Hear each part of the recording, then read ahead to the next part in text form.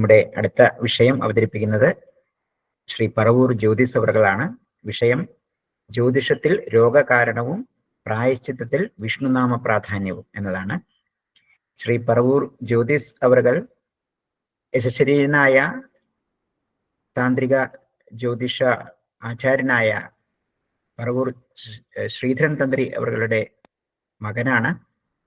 വളരെ കാലങ്ങളായി പ്രഭാഷണം സത്രവേദികൾ ഉൾപ്പെടെയുള്ള വിവിധ വേദികളിലെ പ്രഭാഷണങ്ങൾ, ആധ്യാത്മിക പ്രഭാഷണങ്ങൾ നടത്തി വരുന്നു. ജ്യോതിഷിയാണ്. അദ്ദേഹത്തെ സ്നേഹാദരപൂർവം ഇന്നത്തെ ഈ സത്സംഗത്തിലേക്ക് സ്വാഗതം ചെയ്യുന്നു. ഹലോ, കേൾക്കാമോ? കേൾക്കാം. ഗം ഗുരുഭ്യോ നമ, ഗം ഗണപതയോ നമ. പത്മനാഭമഹം വന്ദേ സ്യാനന്തൂരപുരേശ്വരം. ശ്രീ പത്മനാഭ മണ്ഡലിയുടെ നേതൃത്വത്തിൽ വിഷ്ണു സഹസ്രനാമ പഠന യജ്ഞത്തിന്റെ ഭാഗമായി ഇന്ന് ഈ ഗൂഗിൾ മീറ്റിൽ പങ്കെടുക്കുന്ന ക്ഷേത്രം തന്ത്രി, പ്രസിഡന്റ്, സെക്രട്ടറി, മറ്റ് കമ്മിറ്റി അംഗങ്ങളെ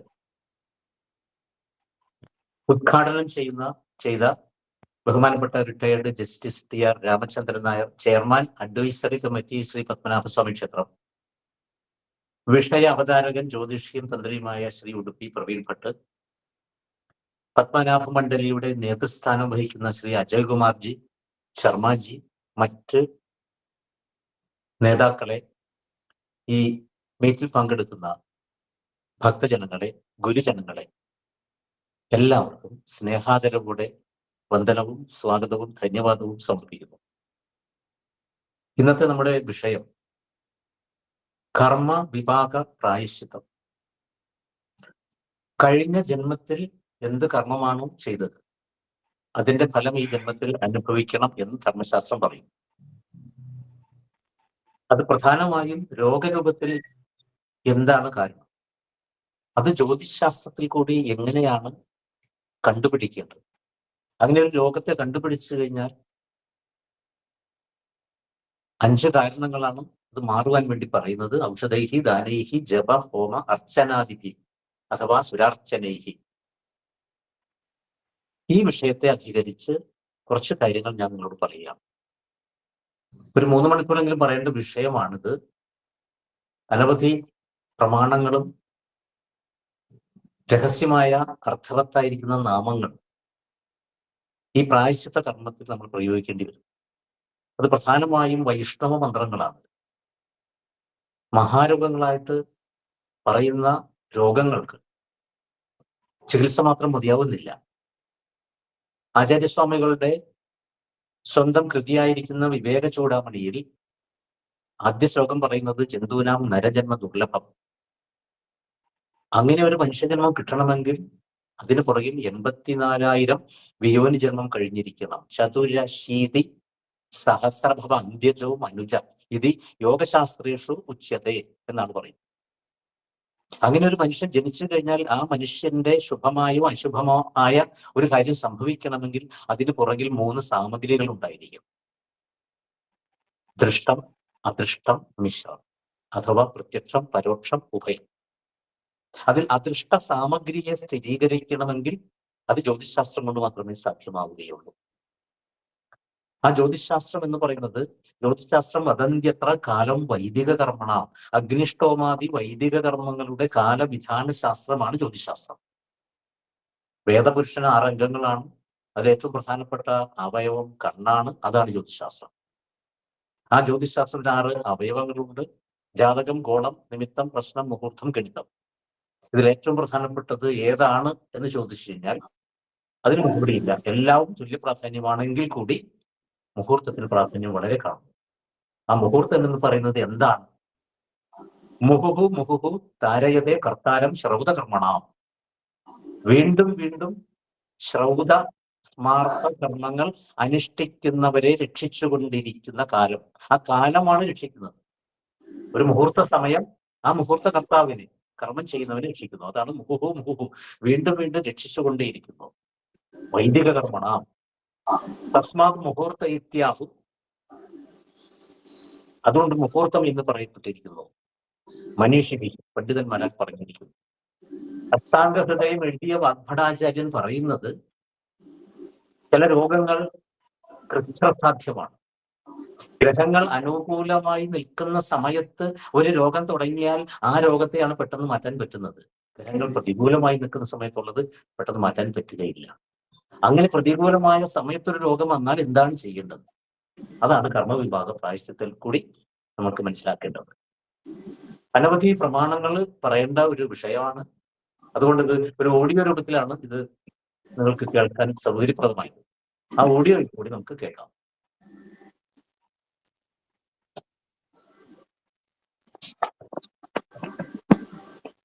ജാതക ഗോളനിമിത്ത പ്രശ്ന മുഹൂർത്താഖ്യ ഗണിതനാമാനി ജ്യോതിഷത്തിന്റെ 6 അംഗങ്ങളാണ്. അതിൽ വേദാംഗ ശാസ്ത്രാണാം ജ്യോതിഷം മൂർധനി സ്ഥിതം.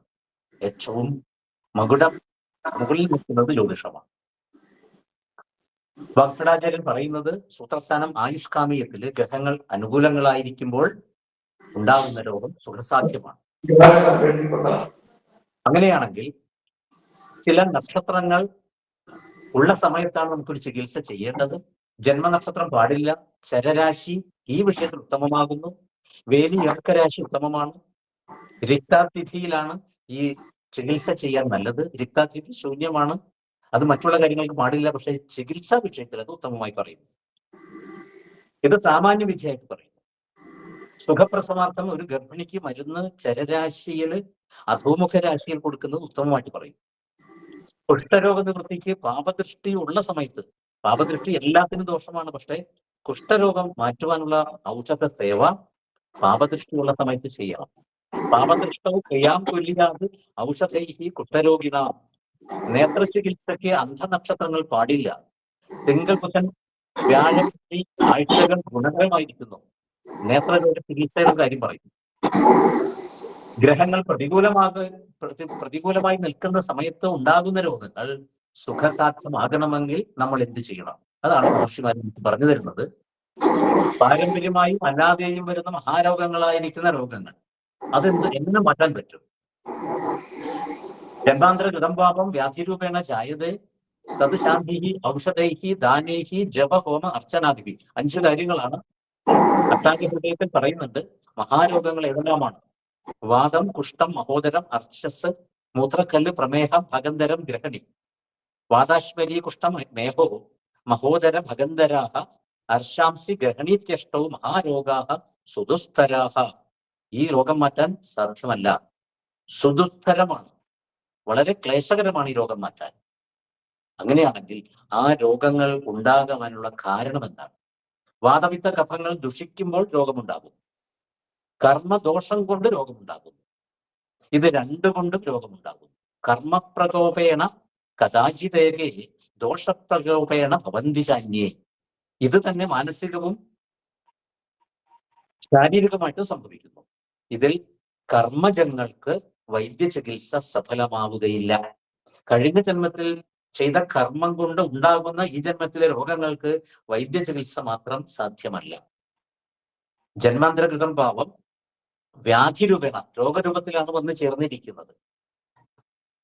ഔഷധം എന്ന് പറയുന്നത് സമയം തെറ്റാതെ പഥ്യമായി ഔഷധം സേവിക്കുക. ഔഷധ സേവ എപ്പോഴാണ് ചെയ്യേണ്ടത്? അത് ജ്യോതിശാസ്ത്രത്തിൽ വ്യക്തമായി പറയുന്നുണ്ട്. രണ്ടാമതാണ് ദാനം. ഔഷധൈഹി ദാനൈഹി. ശൂലപ്രതിമ ദാനം ചെയ്യാൻ പറയുന്നു. വസ്ത്രദാനം, സർപ്പപ്രതിമാദാനം, ഗജപ്രതിമാദാനം, കാളയുടെ പ്രതിമ ദാനം ചെയ്യുന്നു. നക്രദാനം പറയുന്നുണ്ട്. താമര, നന്ദിനി, കാമധേനു പ്രതിമാദാനം, രത്നദാനം, ധേനു പ്രതിമാദാനം, മഹാഗണപതി പ്രതിമാദാനം. ഇങ്ങനെ വ്യത്യസ്തമായ പ്രതിമാദാനങ്ങൾ ദാനവിഷയത്തിൽ പറയുന്നുണ്ട്. പാപകൃത്ത് മുച്യതേ പാപാത് തഥാ ദാനേന ചാപതി. പാപകൃത്ത് മുച്യതേ പാപാത്. പാപത്തിൽ നിന്നും പാപം ചെയ്തവൻ ദാനം കൊണ്ട് ആ പാപത്തെ നശിപ്പിക്കാൻ സാധ്യമാകുന്നു. ദീനാന്ത കൃപണാദീനാം സർവദാ ദാനമിഷ്യതേ കൃമികീട പതംഗേഷു ഭൂമൗ ദധ്യോധനം ക്ഷിപേത്. ദീനന്മാർക്ക്, അന്ധന്മാർക്ക്, കൃപണന്മാർക്ക് സർവദാ ഏത് സമയത്തും ദാനം ചെയ്യാം. കൃമികീട പതംഗേഷു, കൃമികൾക്കും കീടങ്ങൾക്കും പതംഗങ്ങൾക്കും ഭൂമിയില് ദധ്യോധനം, അവർക്ക് ഭക്ഷണം കൊടുക്കുമ്പോഴും നമ്മുടെ രോഗം മാറ്റാം. ലഘു പരാശര പ്രായശ്ചിത്ത പ്രകാശം എന്ന വ്രത നിരൂപണത്തിൽ പറയുന്നു, കലിയുഗത്തിൽ ദാനത്തിന് നമ്മൾ പ്രാധാന്യം കൊടുക്കണം. ദാനം ഏകം കലൗയുഗേ എന്ന് പ്രത്യേകം പറയുന്നുണ്ട്. ജപം, ഔഷധൈഹി ദാനൈഹി ജപം, നാമജപ പ്രാധാന്യം, ശൈവ വൈഷ്ണവ ശക്തയമായ മന്ത്രജപം എന്ന് പറയുന്നു. ജകാരോ ജന്മവിച്ഛേദ പകാരം പാപനാശക, ജപാദു സിദ്ധി ജപാദു സിദ്ധി ജപാദു സിദ്ധി ന സംശയ. മഹർഷിമാരെ അടിവരയിട്ട് പറയുകയാണ്, ജപത്തെ കൊണ്ട് നിങ്ങൾക്ക് സിദ്ധി കിട്ടും. യജ്ഞാനാം ജപയജ്ഞോസ്മി, ഗീതയിൽ ഭഗവാൻ പറയുന്നു. അതാണ് ഹോമം. ഔഷധൈഹി ദാനൈഹി ജപ ഹോമം, മൃത്യുഞ്ജയ ഹോമം, ഗ്രഹശാന്തി ഹോമം, സുകൃത ഹോമം. ഓരോ ഗ്രഹത്തിന്റെയും പ്രത്യേകം സമിത്തുകളും വിറകുകളുണ്ട്. ആ ഗ്രഹങ്ങളുടെ ശാന്തി ഹോമം ചെയ്തു കഴിഞ്ഞാൽ ആ ഗ്രഹപ്പിഴ മാറ്റാൻ പറ്റുമെന്ന് പറയും. അടുത്തതാണ് സുരാർച്ചനൈഹി, അഞ്ചാമത്തേത്. അതിനൊരു പാഠഭേദമാണ് പ്രശ്നമാർഗ ആചാര്യൻ പറയുന്നത്. അർച്ചനാദിഭി, ഗ്രഹങ്ങൾക്ക് പറഞ്ഞിരിക്കുന്ന ദേവതമാരെ പുഷ്പാർച്ചന കൊണ്ട് പ്രീതിപ്പെടുത്തുക. നമ്മളിപ്പോ പ്രധാനപ്പെട്ട ഒരു 10 രോഗങ്ങളുടെ വിഷയമാണ് ഇവിടെ നമ്മൾ ചർച്ച ചെയ്യപ്പെടുന്നത്. ജ്വരം, വാദം, ആന്ത്രവൃദ്ധി, കാമില, അർശസ്, ഗ്രഹണി, രാജയഷ്മ, നേത്രരോഗം, പ്രമേഹം, ഗുൽമരോഗം. ഈ രോഗങ്ങളുടെ മാത്രമാണ് ഞാൻ ഈ വൈഷ്ണവ മന്ത്രങ്ങൾക്ക് പ്രാധാന്യം കൊടുത്തുകൊണ്ട് ഇവിടെ പറയുന്നത്. ജ്വരം എന്നത് അതിന്റെ നിദാനം പറയുന്നുണ്ട്. ദക്ഷയാഗാവസരത്തിൽ തന്റെ ഭാര്യയായ ദാക്ഷായണിയെ ദക്ഷൻ അപമാനിച്ചത് മൂലം കോപിഷ്ഠനായ പരമശിവന്റെ ദീർഘനിശ്വാസത്തിൽ നിന്നും ഉദ്ഭവിച്ചതാണ് ജ്വരം എന്ന് പറയുന്ന ദേവത. ഇതൊരു നെഗറ്റീവ് എനർജി, മലിന ഊർജം നമുക്ക് തരുന്ന ദേവതയാണ്. ഇത് 8 വിധത്തിലാണ്. ദക്ഷാപമാന സംക്രുദ്ധ രുദ്ര നിശ്വാസ സംഭവ ജ്വരോ അഷ്ടഥ. 8 തരം ജ്വരത്തിന് 8 തരം ഔഷധ സേവ പ്രത്യേകം പറയുന്നുണ്ട്. അത് കഷായം പറയുന്നുണ്ട്, അരിഷ്ടം പറയുന്നുണ്ട്, ലേഹ്യം പറയുന്നുണ്ട്. മനുഷ്യ ശരീരത്തിൽ വാതാദി ദോഷങ്ങൾ കോപിക്കുന്നു. അതെന്തുകൊണ്ടാണ്? മിഥ്യാഹാര വിഹാരങ്ങൾ കൊണ്ടാണ് സംഭവിക്കുന്നത്.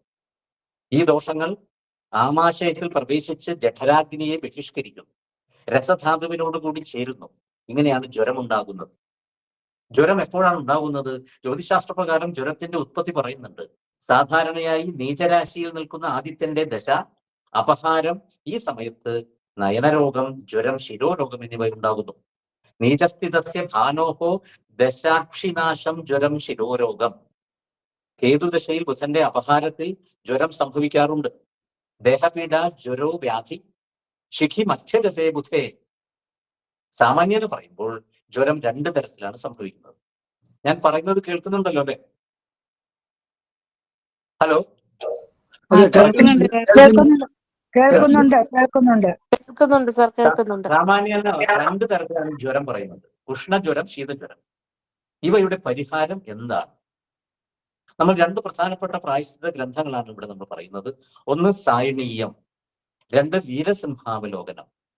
വേദങ്ങൾ 4 വേദങ്ങളും വ്യാഖ്യാനിച്ച സായണൻ അദ്ദേഹമാണ് പ്രായശ്ചിത്ത ഗ്രന്ഥം പ്രായശ്ചിത്ത നിധി അല്ലെങ്കിൽ അഥവാ സായനീയം ഈ ഗ്രന്ഥത്തിൽ പറയുന്നത്. പിന്നെ വീരസിംഹാവലോകനം, അതിൽ ജ്യോതിശാസ്ത്രമുണ്ട്, തന്ത്രശാസ്ത്രമുണ്ട്, മന്ത്രശാസ്ത്രമുണ്ട്, ആയുർവേദ ശാസ്ത്രവുമുണ്ട്. 4 ശാസ്ത്രങ്ങൾ ക്രോഡീകരിച്ചുകൊണ്ടാണ് ആ ഗ്രന്ഥം രചിച്ചിരിക്കുന്നത്. അതിൽ പറയുന്നു, ഉഷ്ണജ്വരേ മഹേശസ്യ പ്രകുര്യാത് അഭിഷേചനം, ശീതജ്വരേ തഥാ കുര്യാത് അഭിഷേകം ഹരേർബുധ.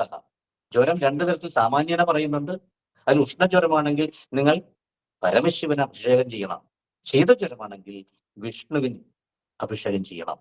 അതിൽ പ്രത്യേക മന്ത്രമുണ്ട്. ആ പുരോഹിതൻ അഭിഷേകം ചെയ്യുന്ന സമയത്ത് കുംഭേന ആനേന ദത്തേന ജ്വര ക്ഷിപ്രം വിനശ്യതു.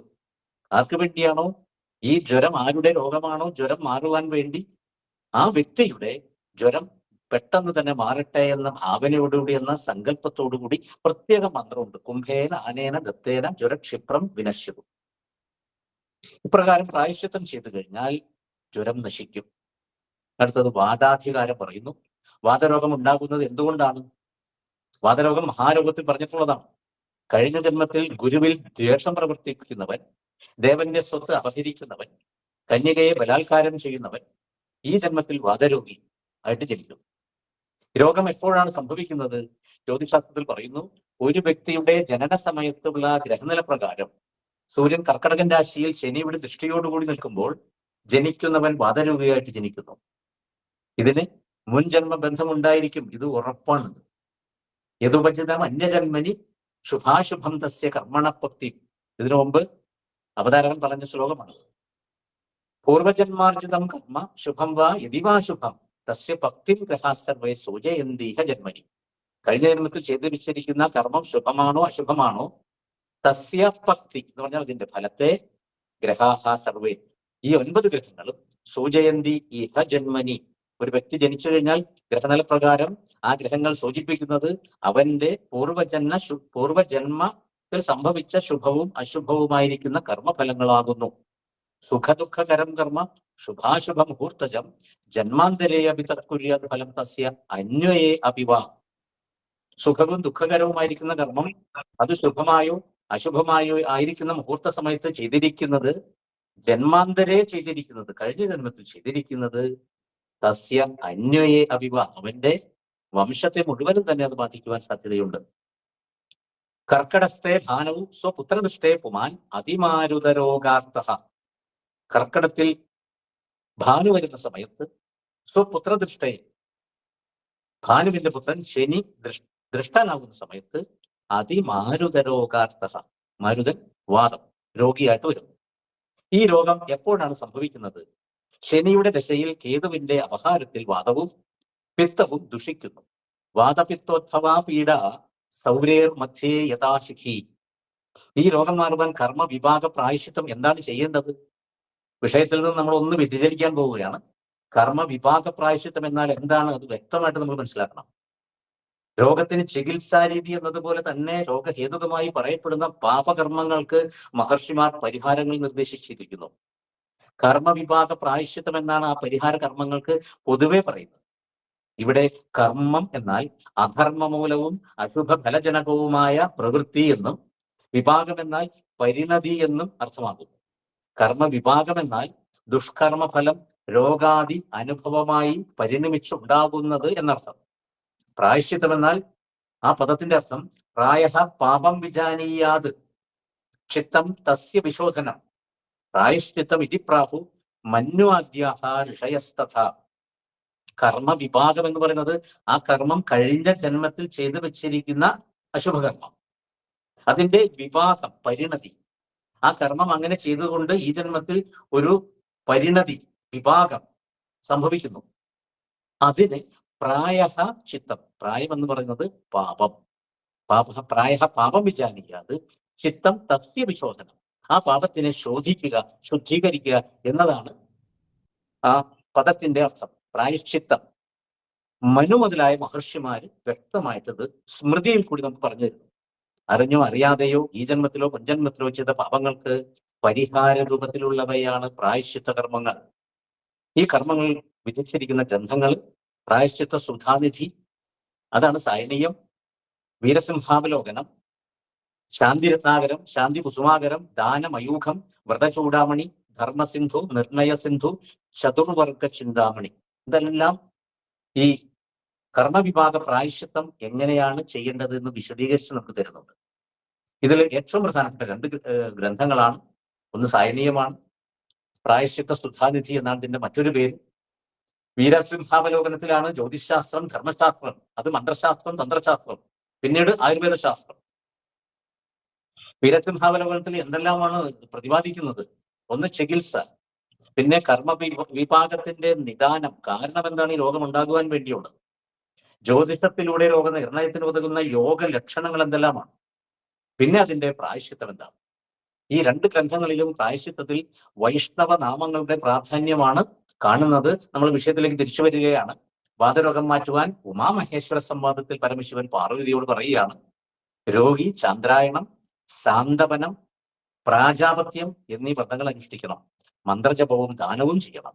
ശന്നോദേവീഹി എന്ന മന്ത്രം രോഗി ജപിക്കണം, പുരോഹിതനല്ല രോഗിയാണ് ജപിക്കേണ്ടത്. ഇതുകൂടാതെ ദാനം ചെയ്യണം. അതെങ്ങനെയാണ്? 1 ഫലം, അരഫലം, കാൽഫലം സ്വർണം കൊണ്ട് ലക്ഷ്മി നാരായണ പ്രതിമ ഉണ്ടാക്കി ഉത്തമനായ ബ്രാഹ്മണന് വൈഷ്ണവ മന്ത്രത്തോടുകൂടി ദാനം ചെയ്യണം. 5 വൈഷ്ണവ നാമങ്ങൾ ഇവിടെ പറയുന്നു. ഇതിൽ 3 വിഷ്ണു സഹസ്രനാമത്തിലുള്ളവയാണ് എന്നതാണ് ഏറ്റവും പ്രധാനം.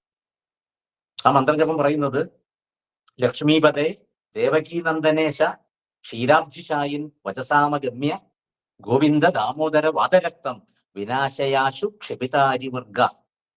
ലക്ഷ്മീപതേ, അവിടെ ലക്ഷ്മീഹി വിഷ്ണു സഹസ്രനാമത്തിലെ നാമമാണ്. 943 നാമമാണ്. അത് ശ്രീലിംഗ പദമാണ്.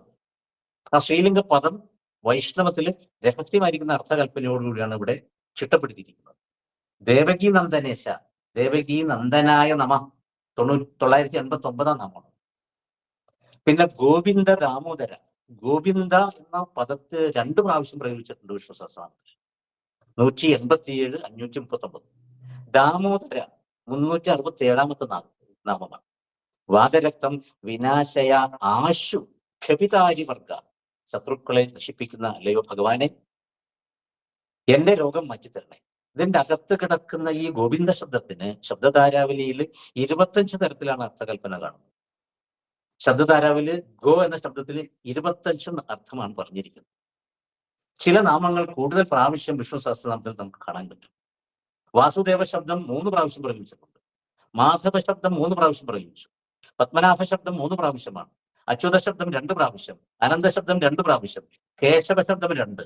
അമിത വിക്രമൻ 2 പ്രാവശ്യം പ്രയോഗിച്ച നാമം. വിഷ്ണു എന്നത് 3 പ്രാവശ്യം പ്രയോഗിച്ചു. ശ്രീനിവാസ ശബ്ദം 2 പ്രാവശ്യം.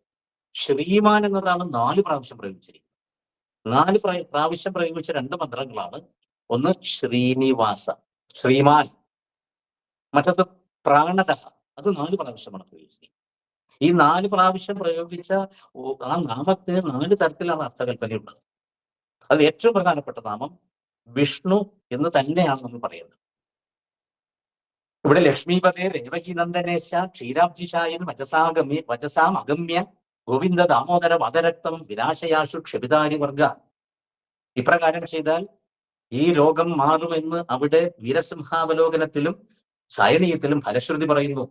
അരോഗവാൻ സുഖീ നിത്യം ജായതേ നാത്ര സംശയ, നിങ്ങൾക്ക് സംശയം വേണ്ട, ഇത് മാറിയിരിക്കുമെന്ന് എന്ന് അവർ അടിവരയിട്ട് പറയുകയാണ് ചെയ്യുന്നത്.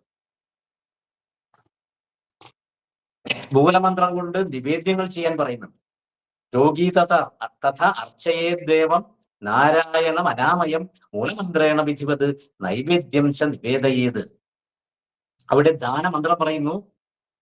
നാരായണ ജഗന്നാഥ ശംഖചക്ര ഗദാധര ആന്ധ്രവൃദ്ധി മഹാരോഗം ശമയാശു ജഗത്പതേ. ആന്ധ്രവൃദ്ധി രോഗത്തിന്റെ ആണ് നമുക്ക് അടുത്തതായിട്ട് പറയുന്നത്. അവിടെ നാരായണ പ്രതിമ ദാനം ചെയ്യാൻ പറയുന്നുണ്ട്. കുര്യാത് സ്വർണമയീം മൂർത്തിം ശുഭം നാരായണാത്മികാം. രോഗി എന്താണ് ചെയ്യേണ്ടത്? അനാമയനായ വിഷ്ണു ഭഗവാനെ പൂജിക്കുവാൻ പ്രത്യേകം പറയും. അനാമയൻ, രോഗമില്ലാത്ത വിഷ്ണു ഭഗവാൻ. മൂലമന്ത്രം കൊണ്ട് വിദ്യാമണ്ണം പൂജിച്ച് നിവേദ്യം മുതലായവ ചെയ്തു കൊള്ളണം. രോഗി തഥാ അർച്ചയേ ദേവം നാരായണം അനാമയം മൂലമന്ത്രേണ വിധിവത് നൈവേദ്യം ച നിവേദയേത്. അവിടെ ദാനമന്ത്രമാണ്. ഞാൻ ഒന്നുകൂടി പറയാം. 245 നാമമാണ് അവിടെ രേഖപ്പെടുത്തിയിരിക്കുന്നത്. ആദ്യം തന്നെ നാരായണ ജഗന്നാഥ ശംഖചക്ര ഗദാധര ആന്ധ്രവൃദ്ധി മഹാരോഗം ശമയാശു ജഗത്പതേ. ഈ ആന്ധ്രവൃദ്ധി എന്ന് പറയുന്ന ഈ രോഗം ശമിപ്പിക്കുക, അല്ലയോ ജഗത്പതേ, ജഗത്തിന്റെ നാഥനായിരിക്കുന്ന ശംഖചക്രം ധരിച്ച നാരായണ എന്നാണ് ആ മന്ത്രത്തിന്റെ അർത്ഥം. അവിടെ ആ നാരായണൻ എന്ന് പറയുന്ന നാമത്തിന്റെ വളരെ പ്രാധാന്യമാണ് കൽപ്പിച്ചിരിക്കുന്നത്. ഈ മന്ത്രാക്ഷര ഘടനയിൽ അർത്ഥവ്യാപ്തിയുള്ള മന്ത്രങ്ങളിൽ ഏറ്റവും പ്രധാനപ്പെട്ട ഒരു മന്ത്രമാണ് നാരായണ മന്ത്രം. അത് നാരസിംഹ പുരാണത്തിൽ വ്യക്തമായിട്ട് വ്യാസമഹർഷി പറയുന്നുണ്ട്. നാരായണായ നമ എന്ന മന്ത്രം സംസാരമാകുന്ന ഘോരവിഷത്തെ സംഹരിക്കുന്ന മന്ത്രമാണ് എന്നത് സത്യമാണ് എന്ന് 2 പ്രാവശ്യം പറഞ്ഞിരിക്കുന്നു വ്യാസമഹർഷി. നാരായണ നമ ഇത്യയമേവ സത്യ സംസാര ഘോരവിഷ സംഹരണായ മന്ത്ര ഉച്ചൈസ്തരാം ഉപദിശാമ്യഹം ഊർധ്വബാഹു. 2 കൈയും പൊക്കി പിടിച്ചുകൊണ്ടാണ് മഹർഷി നമ്മളോട് പറയുന്നത്. നാരായണായ നമ ഇത്യയമേവ സത്യ സംസാര ഘോരവിഷ സംഹരണായ മന്ത്ര. വീണ്ടും പറയുന്നു. ആർത്തനോ വിഷണ്ണനോ ജീവിത സാഹചര്യങ്ങൾ കൊണ്ട് തകർന്നവനോ ഘോരവ്യാധികൾ ബാധിച്ചവനോ ആയാലും നാരായണ നാമത്തിന്റെ സങ്കീർത്തനം മാത്രം കൊണ്ട് ദുഃഖങ്ങൾ അകന്നു സുഖിയായി തീരുന്നു. ആർത്തോ വിഷണ്ണോ ശിഥിലാശ്ച ഭീതാഹ ഘോരേഷു ച വ്യാധിഷു വർത്തമാനാഹ സങ്കീർത്തിയ നാരായണ ശബ്ദമാത്രം വിമുക്ത ദുഃഖാഹ സുഖിനോ ഭവന്തു. ദുഃഖങ്ങൾ മുഴുവനും വിമുക്തമായി വിശേഷേണ മോചനമാക്കിക്കൊണ്ട് സുഖിയായിട്ട് ഭവിക്കുന്നു. നാരായണ എന്ന പദത്തിലെ 4 അക്ഷരങ്ങൾ ധർമാർത്ഥ കാമമോക്ഷങ്ങളായ 4 പുരുഷാർത്ഥങ്ങളെ നൽകുവാൻ പര്യാപ്തങ്ങളാണ് എന്ന് മഹർഷിമാർ പറയുന്നു. ഭാഗവതത്തിൽ അജാമിളന്റെ കഥ അറിയാം. പാപിയായ അജാമിളൻ യമഭടന്മാരെ കണ്ട് ഭയന്ന് തന്റെ പുത്രനെ താൻ അറിയാതെ വിളിച്ചുപോയി. ആ നാമം ഉച്ചരിച്ചതോടെ വിഷ്ണു പാർഷദന്മാർ അവിടെ എത്തി മൃത്യുപാശത്തിൽ നിന്നും അജാമിളനെ മോചിപ്പിച്ചു. ഇത് ശ്രീമദ് ഭാഗവതത്തിലുള്ള കാര്യമാണ്. അപ്പോൾ വിഷ്ണു പാർഷദന്മാർ പറയുന്ന ഒരു കാര്യമുണ്ട്, അതാണ് പ്രത്യേകം ശ്രദ്ധിക്കുന്നത്. ഇവൻ പാപിയാണ്, ഇവന്റെ പാപങ്ങളുടെ പ്രായശ്ചിത്തം നാരായണ എന്ന 4 അക്ഷരങ്ങളുടെ ഉച്ചാരണം കൊണ്ട് ചെയ്യപ്പെട്ടു കഴിഞ്ഞിരിക്കുന്നു. ഇപ്പോൾ ഗീതോപദേശ സമയത്ത് കൃഷ്ണൻ പറഞ്ഞു, അന്ധകാലേച്ച മാമേവ സ്മരൻ മുക്ത്വാ കലേവരം. മരിക്കുന്ന സമയത്ത് എന്റെ നാമം ഉച്ചരിച്ചുകൊണ്ട് മരിക്കുകയാണെങ്കിൽ മാം ഏവ ഏഷ്യസി അർജുന, ഞാൻ തന്നെ അടുത്ത ജന്മത്തിലായിത്തീരുന്നു. വ്യക്തമായിട്ട് പറഞ്ഞു തന്നിട്ടുണ്ട്. അതാണ് ഇവിടെ സംഭവിച്ചത്. യത് കൃതം സ്യാത് അഖനിഷ്കൃതം യഥാ നാരായണായേതി ജഗാത ചതുരക്ഷരം. ആ നാരായണ എന്ന നാമം ചൊല്ലിയതോടുകൂടി ഇവന്റെ പാപം തീർന്നു എന്നാണ് പറയുന്നത്. അവിടെ എന്താണ് സംഭവിച്ചത്? നാരായണായ എന്നാണ് പ്രയോഗിച്ചത് അജാമിളൻ. ആയ എന്ന് പറഞ്ഞാൽ വരിക എന്ന് കൂടി അർത്ഥമുണ്ട്. നാരായണായ എന്ന ചതുർത്ഥി വിഭക്തിക്ക് നമശബ്ദം കൂടെ ഉണ്ട്. നമ, സ്വസ്തി, സ്വഥ, സ്വാഹ, അലം, വഷഡ്, യോഗാച്ച ചതുർത്ഥി വിഭക്തിയുടെ കൂടെ വരുന്ന നാമങ്ങളാണ്. അപ്പൊ നാരായണായ എന്ന് അദ്ദേഹം പറഞ്ഞതുകൊണ്ട് നമശബ്ദം അവിടെ അന്തർലീനമായി വന്നു കഴിഞ്ഞിരിക്കുന്നു. മാത്രമല്ല ആയ എന്ന ശബ്ദത്തിന് വരിക എന്ന അർത്ഥം വ്യക്തമായിട്ട് പറയുന്നുണ്ട്. അപ്പൊ എന്താണ് സംഭവിച്ചത്? നാരായണായ, നാരായണ വരിക എന്ന് പറഞ്ഞു കഴിഞ്ഞു അദ്ദേഹം. അപ്പോൾ എന്താണ് ഭഗവാന് തോന്നിയത്? ഇവൻ എന്നെ വിളിച്ചിരിക്കുകയല്ലേ, അങ്ങനെയാണെങ്കിൽ ഇവൻ എന്നെ ആശ്രയിച്ചവനാണ്, ഇവനെ ഞാൻ രക്ഷിക്കണം എന്ന തോന്നൽ ഭഗവാൻ ഉണ്ടാകുന്നു. ഇത് ശ്രീമദ് ഭാഗവതത്തിന്റെ ശ്രീധരി വ്യാഖ്യാനത്തിൽ ശ്രീധരാചാര്യർ പ്രത്യേകം പറയുന്നു. മദീയഃ അയം മയാ സർവതോ രക്ഷണീയഃ ഇത് വിഷ്ണോഹോ മതി ഭവതി. വിഷ്ണുവിന്റെ മതി ഇങ്ങനെ സംഭവിച്ചു. അവിടെ ഭഗവാൻ വേറൊരു സ്ഥലത്ത് ഭഗവാൻ തന്നെ പറയുന്നുണ്ട്, മൈ ഭക്തർഹി ഭൂതാനാം അമൃതത്വായ കൽപ്പതേ വിഷ്ണോഹോ സ്മരണമാത്രേണ മുച്യതേ സർവപാതകൈഹി. അടുത്തത് കാമലാധികാരം പറയുന്നു. ശുക്രദശയിൽ ചന്ദ്രന്റെ ആഹാരത്തിൽ ജനിക്കുന്നവൻ കാമില രോഗി അഥവാ കാമല രോഗിയായിട്ട് മാറും. ശശാങ്കേ ശുക്രമധ്യകേ കമലാ വാദവിഭ്രമ കാമലാ വാദവിഭ്രമ. അന്നം മോഷ്ടിക്കുക, കൈകാലുകൾ കഴിക്കാതെ ഭക്ഷണം കഴിക്കുക, ഹോമം ചെയ്യുക മുതലായവ കഴിഞ്ഞ ജന്മത്തിൽ ചെയ്തു കഴിഞ്ഞാൽ, കഴിഞ്ഞ ജന്മത്തിൽ ഭക്ഷണം വേറൊരു സ്ഥലത്ത് മോഷ്ടിച്ച് കഴിക്കുക, കൈയും കാലും കഴുകാതെ ഭക്ഷണം കഴിക്കുക, കൈയും കാലും കഴുകാതെ ഹോമം ചെയ്യുക മുതലായ 4 കാരണങ്ങൾ പറയുന്നുണ്ട്. മുൻ ജന്മത്തിൽ ചെയ്താൽ ഈ ജന്മത്തിൽ കാമല രോഗിയായിട്ട് മാറും. അതിന് പ്രായശ്ചിത്തം പറയുന്നത് ഗരുഡ പ്രതിമ ദാനമാണ്. സ്വർണം കൊണ്ടുണ്ടാക്കിയ വിഷ്ണുവാഹന പ്രതിമ ദാനം ചെയ്യണം. ഗരുഡ ഗായത്രി മന്ത്രം കൊണ്ട് ചമതയും ആജ്യവും ഹോമിക്കണം. മന്ത്രോ ഗരുഡ ഗായത്രി സമിത്ത് ആജ്യേതു കീർത്തിത. ദാനമന്ത്രം പറയുന്നത് വിഷ്ണു സഹസ്രനാമത്തിൽ കൃഷ്ണ ശബ്ദം ഇവിടെ പ്രയോഗിച്ചിരിക്കുകയാണ്. ശ്രീകൃഷ്ണ പരമാനന്ദ ജഗതാം പരിപാലക പൂർവജന്മനി യത്പാപം ഭക്ത ചൗര്യേണ സംഭൃതം വിനാശയിതു മേ കൃഷ്ണ സുപ്രീത വിളംബിതം. ഈ മന്ത്രത്തിൽ കൃഷ്ണ ശബ്ദം 2 പ്രാവശ്യം പ്രയോഗിച്ചിരിക്കുകയാണ്. ശ്രീകൃഷ്ണ പരമാനന്ദ ആദ്യം പ്രയോഗിച്ചു, അവസാനത്തെ വരിയിലാണ് വിനാശയതു മേ കൃഷ്ണ സുപ്രീത അവിളംബിതം. വിളംബം കൂടാതെ പ്രീതനായിക്കൊണ്ട് എന്റെ കഴിഞ്ഞ ജന്മം നീ നശിപ്പിക്കണം അല്ലയോ കൃഷ്ണ.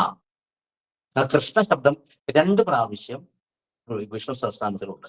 57ാമത്തെ നാമം, 550ാമത്തെ നാമം. അതിന്റെ ഫലശ്രുതി പറയുന്നു, ഏവം ഗരുഡദാനേന രോഗാത് മുക്തഃ സുഖീ ഭവേത്. 5ാമത്തേതാണ് അർശോരോഗാധികാരം, അർശസ്. ഗോവധം, ദേവസ്വാപഹരണം, ഭക്ഷണ സാധനങ്ങൾ മോഷ്ടിക്കുക.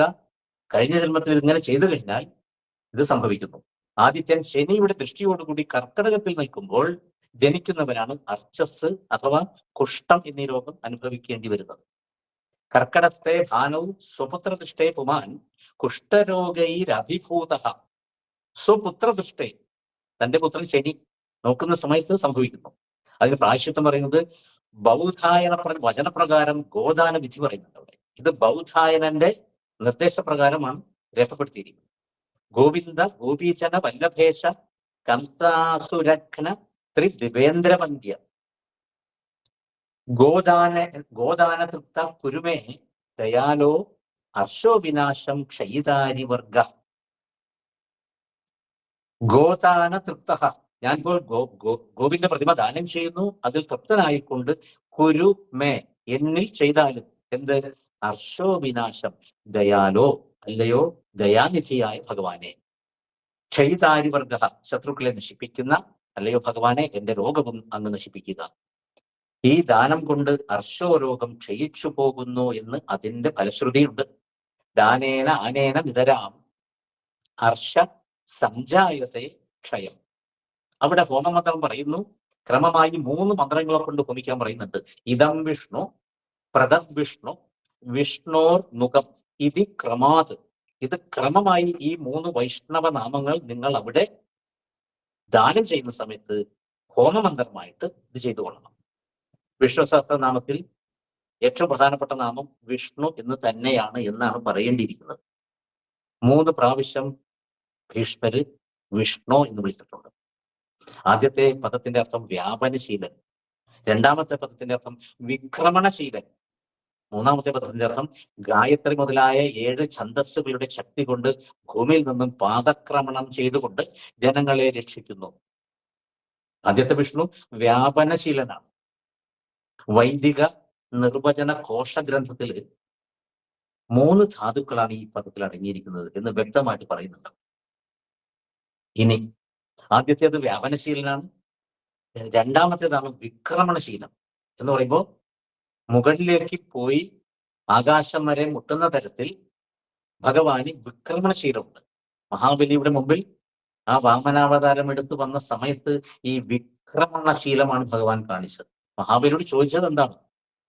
എനിക്ക് 3 പദം വേണം, ഈ എല്ലാ ഭൂമിയും എല്ലാ ലോകവും എന്റേതാണ്, അതിൽ എനിക്ക് 3 പദം വേണമെന്നാണ് പറഞ്ഞത്. അവിടെ വിക്രമണശീലം ഭഗവാൻ ഉള്ളത് മഹാബലിക്ക് അറിയില്ല. അവിടെ ഒരു വ്യാജവും നടന്നിട്ടില്ല. ഭഗവാന്റെ ഭൂമിയാണ് ഭഗവാൻ ചോദിച്ചിരിക്കുന്നത്. അവിടുത്തെ അർത്ഥമാണ് ഈ വിക്രമണം എന്നുള്ളത്. മൂന്നാമത്തേത് ഗായത്രി മുതലായ ഛന്ദസ്സുകളുടെ ശക്തി കൊണ്ട് ഭഗവാൻ ഭൂമിയിൽ നിന്നും ജനങ്ങളെ രക്ഷിക്കുന്നു. ഈ ഭഗവത്ഗീതയിൽ വ്യാസമഹർഷി 2 പ്രാവശ്യം വിഷ്ണു ശബ്ദം പ്രയോഗിച്ചിട്ടുണ്ട്. അവിടെ 1 വാമനാവതാരമായിരിക്കുന്ന വിക്രമശീലമാണ്, 2 വിശ്വരൂപം കാണിച്ച സമയത്ത് ഒരു ഭീകരമായിരിക്കുന്ന അർത്ഥം വിഷ്ണു ശബ്ദത്തിലുണ്ട്. ബഹുവക്ത്ര നേത്രം, ബഹുദംഷ്ട്രാകരാളം, നഭസ്പൃശൻ, ഈ 3 പദങ്ങളാണ്. നഭസ്പൃശൻ അവിടെ പറഞ്ഞിട്ടുണ്ട്. അതാണ് 3 ലോകങ്ങളിലേക്കും പൊങ്ങി ഈ ആകാശം മുട്ടിയവൻ എന്നർത്ഥം പറയും. അങ്ങ് ആരാണ് പേടിച്ചുകൊണ്ട് അർജുന ചോദിക്കുന്നുണ്ട്. എന്താണ് അങ്ങ് ചെയ്യാൻ പോകുന്നത്? അവിടെ ഒരു ഭീകരാവസ്ഥയാണ് വന്നിരിക്കുന്നത്. ആ സമയത്താണ് വിഷ്ണു എന്നാണ് വിളിച്ചത്, കൃഷ്ണ എന്നുള്ളതല്ല വിളിച്ചിരിക്കുന്നത്. ആ വിഷ്ണു ശബ്ദത്തിലാണ് അതിന്റെ അർത്ഥവ്യാപ്തി ഉള്ളത്. ഇനി കൃഷ്ണ ശബ്ദം 2 പ്രാവശ്യം കൃഷ്ണശബ്ദം പ്രയോഗിച്ച് ആ മന്ത്രത്തിൽ. കൃഷധാതു സത്താവാചകവും നഗാരം ആനന്ദവാചകവുമാണ്. ഗർഗമഹർഷി കൃഷ്ണൻ എന്ന് പേരിട്ടത് 6 കാര്യങ്ങൾ കണക്കിലെടുത്തിട്ടാണ്. ഈ കുട്ടിക്ക് പേരിടുവാൻ വേണ്ടി ജാതകർമ്മ സമയത്ത് മഹർഷി കുട്ടിയെ നോക്കി നിന്നിട്ട് പേരിടാൻ പറ്റുന്നില്ല, വിഷമിക്കുകയാണ് നിന്ന്. എന്തുകൊണ്ടാണത്? ഈ 6 കാര്യങ്ങൾ അടങ്ങിയിരിക്കുന്ന ഒരു ശബ്ദം ഏതാണ് എന്നാണ് അദ്ദേഹം ചിന്തിക്കുന്നത്. മഹർഷി ആനന്ദരൂപനാണ് ഭഗവാൻ, ഭക്തരുടെ പാപം നശിപ്പിക്കുന്നവനാണ്, കറുത്ത നിറമുള്ളവനാണ്, ശത്രുക്കളെ സംഹരിക്കുന്നവനാണ്, ലോക സംഘർഷകത്വം ഉള്ളത് കൊണ്ട് ഭക്തർക്ക് ആത്മീയ സുഖം കൊടുക്കുന്നത് കൊണ്ട് ഈ 6 അർത്ഥകൽപ്പനയുള്ള ഒരു പദം എവിടെയാണ് കിടക്കുന്നത്? ഇതാണ് തിരഞ്ഞത് മഹർഷി. ഗർഗർഷി കൃതസംസ്കാര കൃഷ്ണനാമ പ്രകീർത്തിത ആനന്ദരൂപ ശ്രീകൃഷ്ണ പാപനാശകര കൃഷ്ണ ശ്യാമവർണ്ണ തനുകൃഷ്ണ ശത്രു സംഹാരക കൃഷ്ണ ലോക സംഘർഷക കൃഷ്ണ സുഖസന്ദായക കൃഷ്ണ. ഈ 6 കാര്യങ്ങൾ ഈ കൃഷ്ണ ശബ്ദത്തിൽ മാത്രമേ ഉള്ളൂ. അന്വേഷാം ചിത്തം കർഷതി ആകർഷതി ഇത് കൃഷ്ണ.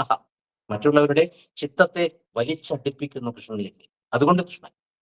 പ്രളയകാലെ സ്വകുക്ഷൗ സർവാൻ കർഷതി. പ്രളയകാലത്ത് എല്ലാം തന്റെ വയറ്റിലേക്ക് വലിച്ചെടുക്കുന്നു. അതുകൊണ്ട് കൃഷ്ണൻ.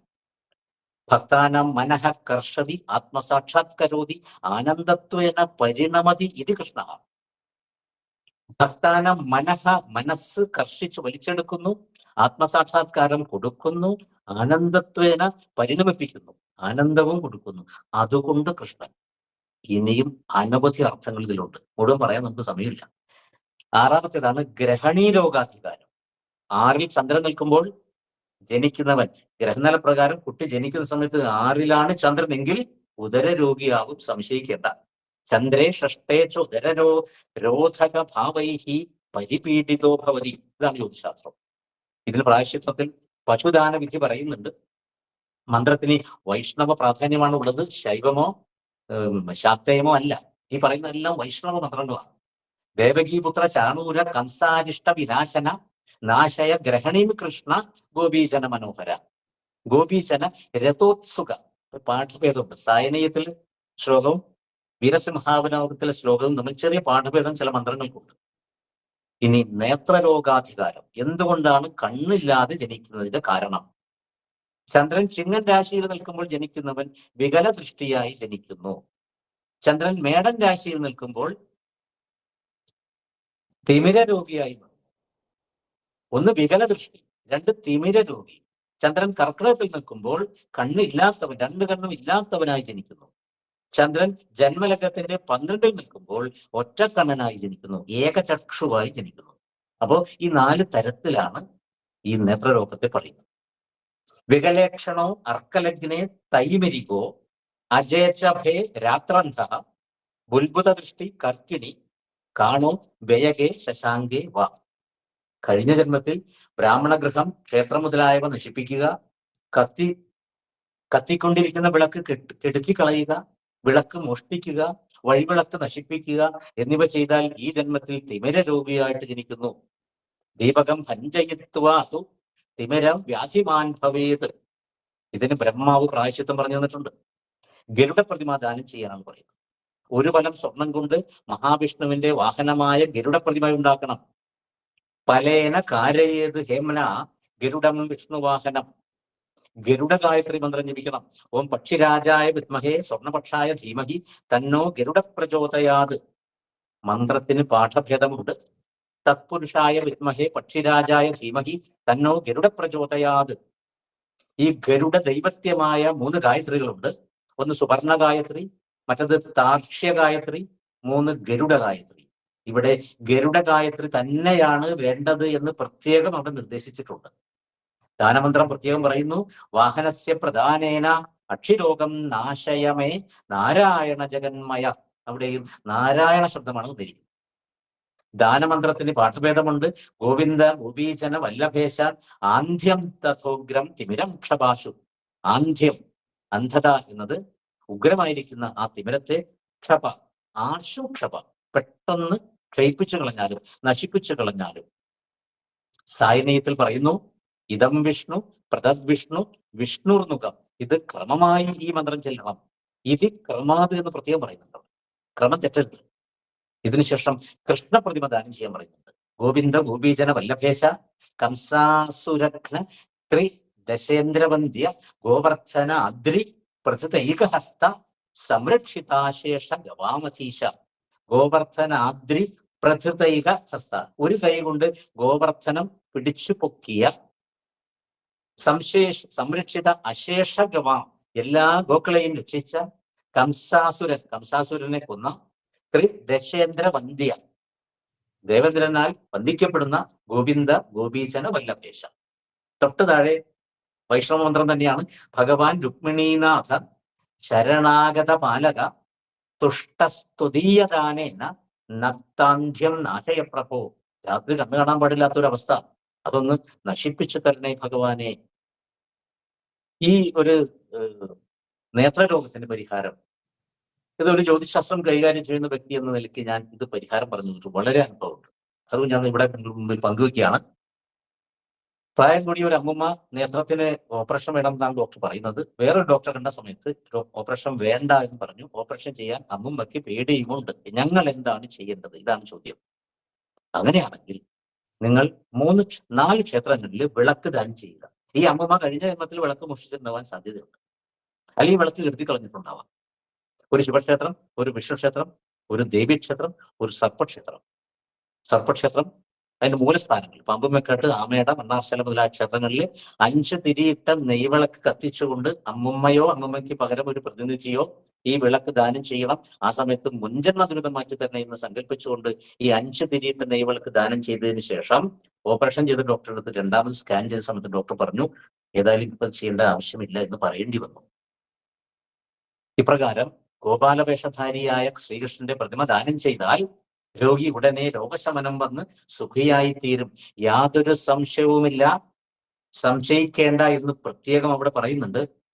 ഏവം കൃത്വ പ്രതീകാരം ഗോപവേഷധരസ്യതു തത് ക്ഷണാദേവ സുഖി ജായതേ നാത്ര സംശയ. ഇതിൽ നിങ്ങൾ സംശയിക്കേണ്ട കാര്യമില്ല, പ്രത്യേക മഹർഷിമാർ നിങ്ങളോട് പറയണം.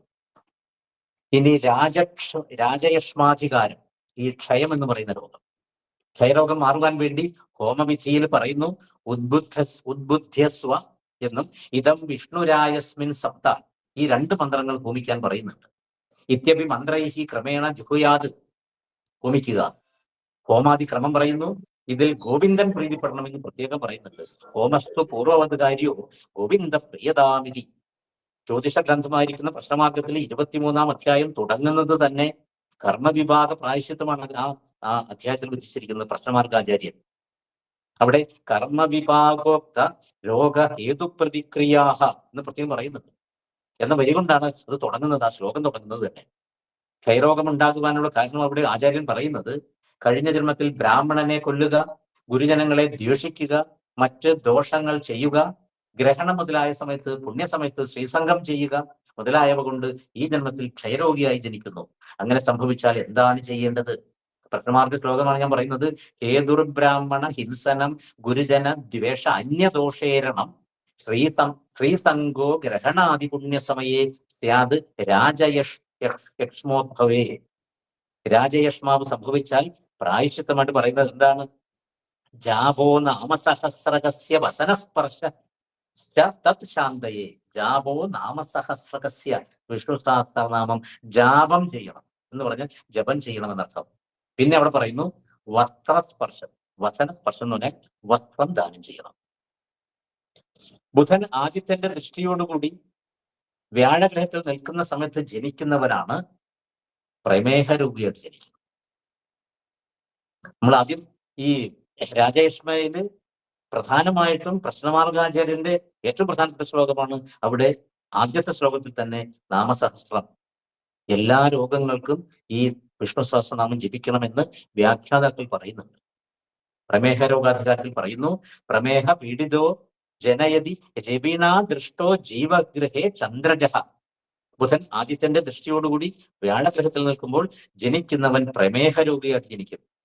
മുൻജന്മത്തിൽ ബ്രാഹ്മണന്റെ സ്വർണം മോഷ്ടിക്കുക, ചണ്ടാല സ്ത്രീയുമായി സംഘം ചെയ്യുക, കന്യാഗമനം ചെയ്യുക, വിധവാഗമനം ചെയ്യുക, മൃഗങ്ങളുമായി രതിയിലേർപ്പെടുക തുടങ്ങിയ 9 കാരണങ്ങളാണ് സായണീയത്തിൽ പറയുന്നത്.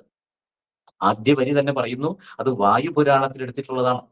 ബ്രാഹ്മണ സ്വർണഹാരീച്ച പ്രമേഹി ജായതേ ധ്രുവം. മറ്റു കർമ്മ വിഭാഗ പ്രാധാന്യം പറയുന്നില്ല. കർമ്മവിഭാഗത്തിൽ വിഷ്ണു സഹസ്രനാമ ജപം പ്രത്യേകം പറയുന്നുണ്ട്. ജപത്തിന് വളരെ പ്രാധാന്യം പറയുന്നു. ഇവിടെ കുറെ പറയുന്നുണ്ട് കർമ്മവിഭാഗം, മുഴുവൻ നമുക്ക് പറയാനുള്ള സമയമില്ല. ഏറ്റവും പ്രധാനപ്പെട്ടത് ഇവിടെ സഹസ്രനാമ ജപം തന്നെയാണ് പറയുന്നത്. ജപത്തിന് വളരെ പ്രാധാന്യം ഈ ഒരു കർമ്മവിഭാഗ പ്രായശ്ചിത്തത്തിൽ പറയുന്നുണ്ട്. അതെന്തുകൊണ്ടാണ്? അതിനൊരു കാരണമുണ്ട്. സ്വർണം കൊണ്ട് ധേനുപ്രതിമാദാനം വിധിക്കുന്നുണ്ട്. വൃദ്ധ ഗൗതമൻ എന്ന് പറയുന്ന ആചാര്യനാണ് നമ്മളോട് ഉറപ്പിച്ചു പറയുന്നത്, രോഗി തന്നെയാണ് ഇവിടെ ദാനം ചെയ്യേണ്ടത്, പുരോഹിതനല്ല. സ്വാധ്യായ നിരതനായ, വേദം പഠിച്ച, ഗൃഹസ്ഥാശ്രമം സ്വീകരിച്ച ഉത്തമനായിരിക്കുന്ന ഒരു വൈഷ്ണവ ബ്രാഹ്മണന് ധേനുപ്രതിമ ദാനം ചെയ്യണം. അത് വൈഷ്ണവ ബ്രാഹ്മണൻ എന്ന് പ്രത്യേകം പറയുന്നുണ്ട്. ഇതിന്റെ ഒന്നും ആന്തരികാർത്ഥം എന്താണെന്ന് നമുക്ക് മനസ്സിലാക്കാൻ പറ്റുന്നില്ല. ധേനും സ്വർണമയിയും കുര്യാത്, സ്വർണമയായിരിക്കുന്ന ധേനുവിനെ ചെയ്യുക, ധേനുപ്രതിമ ഉണ്ടാക്കുക. ബ്രാഹ്മണം ശ്രുതി സമ്പന്നം ആചാരബന്ധം ധർമ്മിഷ്ടം വൈഷ്ണവം ച കുടുംബിനം ഹോമാന്തേ താം പ്രദദ്യത്തു മന്ത്രേണ ആനേന മേഹവാൻ. മേഹവാൻ മേഹമുള്ളവൻ, പ്രമേഹമുള്ളവൻ, രോഗി എന്നർത്ഥം. ഈ മന്ത്രം കൊണ്ട് രോഗി ഹോമത്തിന്റെ അവസാന സമയത്ത് ഈ വൈഷ്ണവ ബ്രാഹ്മണനായിക്കൊണ്ട് ധേനുപ്രതിമ ദാനം ചെയ്യണം. വീരസിംഹാവലോകനത്തിൽ പറയുന്നു, ഗരുഡവാഹനനായ വിഷ്ണു ഭഗവാൻ എന്റെ പ്രമേഹ രോഗം പെട്ടെന്ന് നശിപ്പിക്കണം എന്ന മന്ത്രം ജപിക്കാൻ പ്രത്യേകം പറയുന്നുണ്ട് അവിടെ. അത് രോഗി ജപിക്കേണ്ടതാണ്. പ്രമേഹം പരമേക്ഷിപ്രം വിഷ്ണു ഗരുഡവാഹന ദാനം പ്രമേഹ രോഗഘനം ഏതത് കാര്യം മനീഷിഭിഹി. ഇത് മഹർഷിമാരിൽ പറഞ്ഞു തന്നിരിക്കുന്നതാണത്. ചക്രം സുദർശനം യസ്യ രാജതേ തത് തഥൈവ ഹി പ്രമേഹം ഹരതുക്ഷിപ്രം വിഷ്ണു ഗരുഡവാഹനഃ. ഗരുഡവാഹനനായിരിക്കുന്ന വിഷ്ണു. ചക്രം സുദർശനം യസ്യ. സുദർശന ചക്രം ആരുടെ കയ്യിലാണോ ഉള്ളത് ആ ദേവത എന്റെ പ്രമേഹം ക്ഷിപ്രം ഹരതു, പെട്ടെന്ന് നശിപ്പിക്കുക. ഇവിടെ ഏറ്റവും പ്രധാനപ്പെട്ട ഈ കർമ്മവിഭാഗ പ്രായശ്ചിത്തത്തിൽ ഈ വിഷ്ണു സഹസ്ര നാമജപം തന്നെയാണ് ഇവിടെ പറഞ്ഞിരിക്കുന്നത്. ഇവിടെ പ്രമേഹം എന്നത് പെട്ടെന്ന് മാറ്റാൻ പറ്റുന്നതല്ല. ഇത് ചില ഭക്തന്മാര് പരീക്ഷണാടിസ്ഥാനത്തിൽ വിഷ്ണു സഹസ്രനാമം ജപിച്ച് രോഗം മാറ്റിയതായിട്ട് വ്യക്തമായി തെളിവുകൾ ഹാജരാക്കാൻ പറ്റും. 1000 നാമങ്ങൾ 1000 ദിവസം ജപിക്കുക. ആദ്യത്തെ ദിവസം വിശ്വായ നമ, വൈഷ്ണവേ നമ. ഒരു ദിവസം ഒരു നാമം എന്തുമാത്രം പ്രാവശ്യം ജപിക്കാൻ പറ്റുമോ അത്രയും ജപിക്കുക. രണ്ടാമത്തെ ദിവസം രണ്ടാമത്തെ നാമം. അങ്ങനെ ഏകദേശം 365, 365, പിന്നെ 365. ഒരു കൊല്ലം ഈ 1000 നാമങ്ങൾ തീരുന്ന സമയത്ത് ഈ രോഗം മാറിയിരിക്കും. നിങ്ങൾക്ക് പിന്നെ ഈ പരീക്ഷ നോക്കാവുന്നതാണ്. അത് ഈ ഒരു പ്രമേഹ രോഗത്തിന് പ്രത്യേകം വിധിയാണ് ഈ വിഷ്ണു സഹസ്രനാമ ജപം. മറ്റുള്ള ആ ദാനവിധിയുടെ പ്രാധാന്യം ഇതിന് കൊടുത്തിരിക്കുന്നു.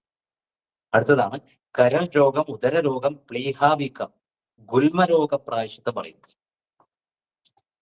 ഗുൽമരോഗ പ്രായശ്ചിത്തത്തില് ഋഗ്വിധാന വിധി പറയുന്നുണ്ട് അവിടെ. ഇത് ശൗനകൻ പറഞ്ഞ വിധിയാണ്.